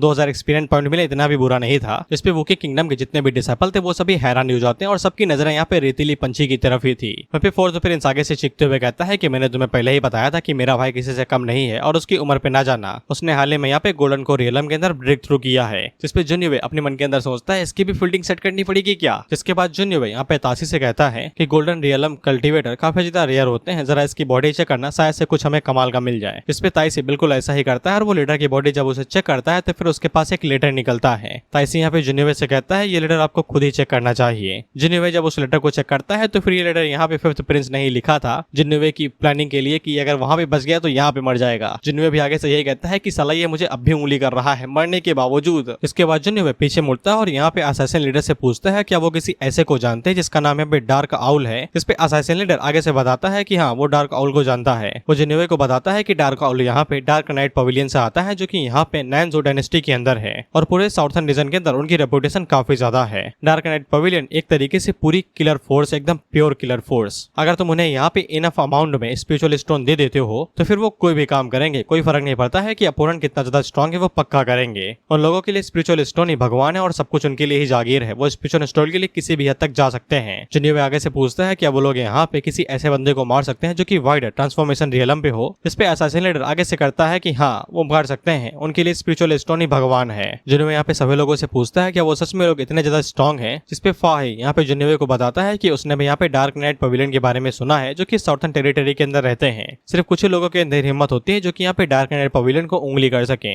अगर किसी कल्टिवेटर को टारगेट किया जा रहा है, लेकिन अगर वो लोग यहाँ पे अच्छे अमाउंट में पैसा दे के अपने नाम को हटवा सकते हैं उनकी किलर लिस्ट से, यानी कि लिए पैसा ही उनका भगवान है, जो ज्यादा पैसा देगा उसके लिए काम किया जाएगा। सिंपल रूल है भाई उनका। जुन्युवे को आगे से कोई फर्क नहीं पड़ता, वो मन के अंदर कहता है कि मुझे घंटा फर्क नहीं पड़ता है, चाहे वो डार्क नाइट पवेलियन हो या फिर लाइट आउल हो, मुझे घंटा फर्क नहीं पड़ता। अगर वो मेरे खिलाफ कुछ भी करते हैं तो फिर वो पक्का मारे जाएंगे। और वो मन के अंदर यही सोचता है कि उसके पास यहाँ पे ग्रेट वेगा है तो उसे घंटा फर्क नहीं पड़ता है। इसके बाद वो लोग यहाँ पे अपने सफर को दोबारा शुरू करते हैं और आगे की तरफ बढ़ने लगते हैं, जिसके बाद अगला सीन 2 दिनों के बाद का होता है और जुनिवे को यहाँ पे मंथली अपॉर्चुनिटी दी जाती है गॉड समन करने के लिए, यानी हर एक मौके में इसे यहाँ पे हर एक महीने में इसे यहाँ पे मौका मिलेगा एक गॉड समन करने का। जिसके बाद हम लोग जुनिवे को देखते हैं जो कि बाहर ही रुका हुआ था और डाजी उसी के बगल में सो रही थी। जिसके बाद वो सिस्टम को बाहर बुलाता है और उससे कहता है कि मेरे लिए गॉड या फिर डिमन को समन कर दो। इसके बाद यहाँ पे जुनिवे के लिए उसका समन किया जाता है। इसकी लॉयल्टी 100 थी, एकदम फुल वैल्यू पे थी। वह जुनिवे जब यहाँ पे ब्लैक पिच में देखता है उस कैरेक्टर को, बेसिकली हुज द पोकेमॉन, तो वो मन के अंदर सोचता है कि ये ह्यूमन तो हो ही नहीं सकता। इसके सर के ऊपर सींग है जो कि यहाँ पे हिरन के सींगों की तरह लग रहे हैं और इंग्लिश में इन्हें डियर एंडलर्स कहा जाता है। जिससे जुनिवे को समझ में आ जाता है कि उसने यहाँ पे एक ड्रैगन गर्ल को समन किया है और इसके मुंह से लार बहते हुए कहती है अगर ये पक्का एक ड्रैगन गर्ल है तो फिर इसे सुंदर होना चाहिए। वह सिस्टम यहाँ पे जुनिवे को थोड़ा बहुत हिंट भी देता है कि गोवानियन बोधिसत्व के अलावा भी यहाँ पे कुछ ऐसे लड़के और लड़कियां रहती हैं जिनमें से मेल को यहाँ पे सैनकाई कहा जाता है और वहीं पे फीमेल को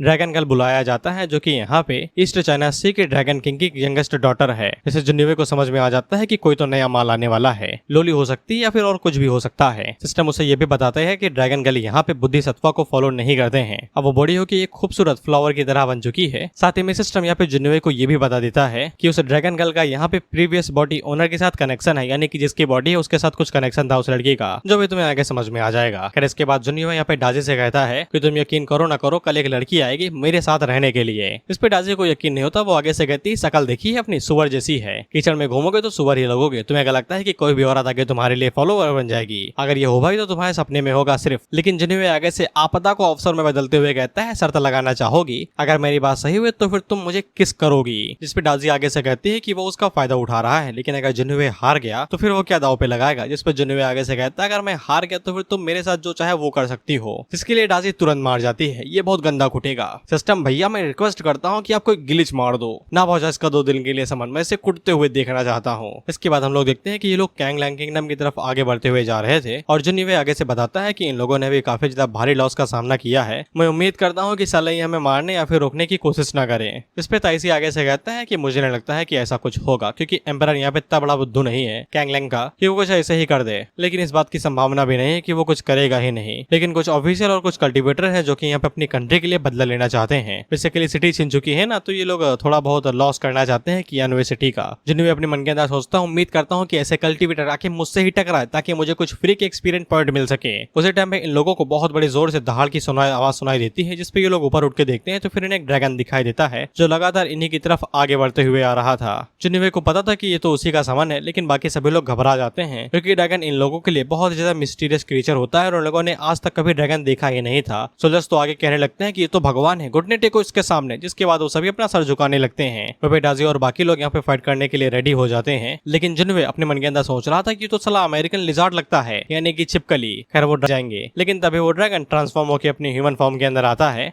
आती है और जुनिवे को ब्रदर कहते हुए उससे लिपट जाती है, ये कहते हुए कि मैंने थारे को काफी ज्यादा मिस किया। इसके बाद हमें जुनिवे के इस वाले समन के बारे में बताया जाता है जिसका नाम है प्रिंसेस नैन हाई लॉन्ग जी लॉन्ग, जो कि एक मिथोलॉजिकल लेजेंड है। रेस है ड्रैगन रेस, कल्टीवेशन है वॉइड ट्रांसफॉर्मेशन रियलम की लास्ट लेयर, डिवाइन एबिलिटी है ट्रू ड्रैगन गॉड मेथड और सुपर नेचुरल पावर्स हैं true dragon body, dragon breath, calling wind and rain. Loyalty के बारे में पता है जो एकदम फुल है। ये तो जुनिवे के साथ चिपकी हुई थी, ये कहते हुए मैंने तारे को काफी ज्यादा मिस किया। और जो यहाँ पे सिस्टम बता रहा था कि यहाँ पे नैन हाई का कनेक्शन यहाँ पे पुराने बॉडी ओनर के साथ में, तो फिर अब हमें पता चलता है कि दरअसल जब रियल बॉडी ओनर यानी कि असली बॉडी का मालिक छोटा हुआ करता था तब वो यहाँ पे नैन हाई के साथ मिला हुआ था और तब उसने यहाँ पे नैन हाई का काफी ज्यादा अच्छा ख्याल रखा था कुछ महीनों के लिए। इसके बाद ड्रैगन किंग आया और नैन हाई को अपने साथ लेके चला गया और अब ये सारी मेमोरीज यहाँ पे जुनिवे को याद आ रही है। और जुनिवे सिस्टम से कहता है कि तुम्हें इस बारे में पहले से ही पता था कि मैं 2 कौड़ी के थर्ड प्रिंस के साथ बॉडी से मिला हुआ हूं, तो उसकी मेमोरीज मेरे पास हैं, लेकिन तुमने मुझे उनका एक्सेस नहीं दिया। इस पे सिस्टम जुनिवे को बताता है कि फैक्ट ये है कि जब जुनिवे पैदा हुआ था तभी उसकी सोल यहाँ पे इस बॉडी के साथ जुड़ चुकी थी, यानी कि रियल ओनर की बॉडी के साथ में। लेकिन सोल पावर कंजप्शन और दूसरी दुनिया से इस दुनिया में आना काफी ज्यादा महंगा पड़ रहा था, मतलब टफ था। इसलिए सिस्टम ने यहाँ पे बॉडी की मेन कॉन्शियस यानी कि रियल बॉडी ओनर की जो सोल है उसको बॉडी से अलग होने का इंतजार किया और जैसे ही उसकी सोल अलग हुई बॉडी से तो फिर उसने यहाँ पे जुनिवे को उसके साथ जोड़ दिया, बेसिकली रिप्लेस कर दिया। इसलिए ऐसा कहा जा सकता है कि यहाँ पे जो होस्ट है और जो पहला मालिक था बॉडी का, उन दोनों की कॉन्शियसनेस इस बॉडी के साथ जुड़ी हुई है। इससे जुनिवे को समझ में आ जाता है कि जैसे यहाँ पे 5th प्रिंस मारा गया तो ओरिजिनल बॉडी की जो यहाँ पे मेमोरीज थी और कॉन्शियसनेस थी वो पूरी तरीके से अलग हो गई और अब वो सब कुछ यहाँ पे जुनिवे को दिखाई दे रहा है। सिस्टम जुनिवे जिन्होवे को बताता है कि जब उसका लेवल यहाँ पे हाई हो जाएगा, कल्टीवेशन उसकी हाई हो जाएगी, तब उसे यहाँ पे समन को वेट करने की जरूरत नहीं है। वो जब भी ये गॉड को समन करेगा वो on the spot he appear हो जाएंगे। जिन्होवे उसे कहता है कि ये सारे सवाल मैं तुमसे बाद में पूछूंगा, अब एक एलियन ने अपने मुंह में दबा के रखो। लेकिन हम लोग नैन हाई को देखते हैं जो कि चिपकी हुई थी। वो एकदम मधुमक्खी की तरह जिन्होवे से चिपकी हुई थी, दूर ही नहीं हट रही थी। इस पे ताइसी और फोर्थ प्रिंस आगे से कहते हैं कि हमें भाई थोड़ा सा गांजा लाओ, हम उसे फूकना चाहते हैं क्योंकि ऐसे तो ये चीज हजम नहीं होने वाली है हमें। वहीं पे डाजी और फा हाई भी नैन हाई को देख के हैरानी हो जाते हैं क्योंकि उन लोगों ने आज तक कभी भी ड्रैगन को नहीं देखा था। वहीं पे हम लोग जिन्होवे को देखते हैं जो कि नैन हाई से कहता है कि तुम इतनी बड़ी हो जाओगी, हमने सोचा भी नहीं था। इस पे नैन हाई भी आगे से यही कहती है कि उसे भी यही लगा था कि वो जिन्होवे को दोबारा नहीं देख पाएगी, लेकिन कल रात अचानक से किसी मिस्टीरियस फोर्स ने यहाँ पे उस बैरियर को तोड़ दिया जो कि यहाँ पे उसे ईस्ट सी के साथ रोके हुए था। अब बैरियर के टूटते ही वो यहाँ से बाहर आ गए और सेनेट की वजह से उसने यहाँ पे जिन्होवे को ढूंढ लिया। रियल बॉडी की खुशबू जो थी भाई, बॉडी की खुशबू है, वही वाली लाइन फिट होती है, तो धरती पे चाहे जहाँ भी रहेगी तुझे तेरी खुशबू से पहचान लूंगा।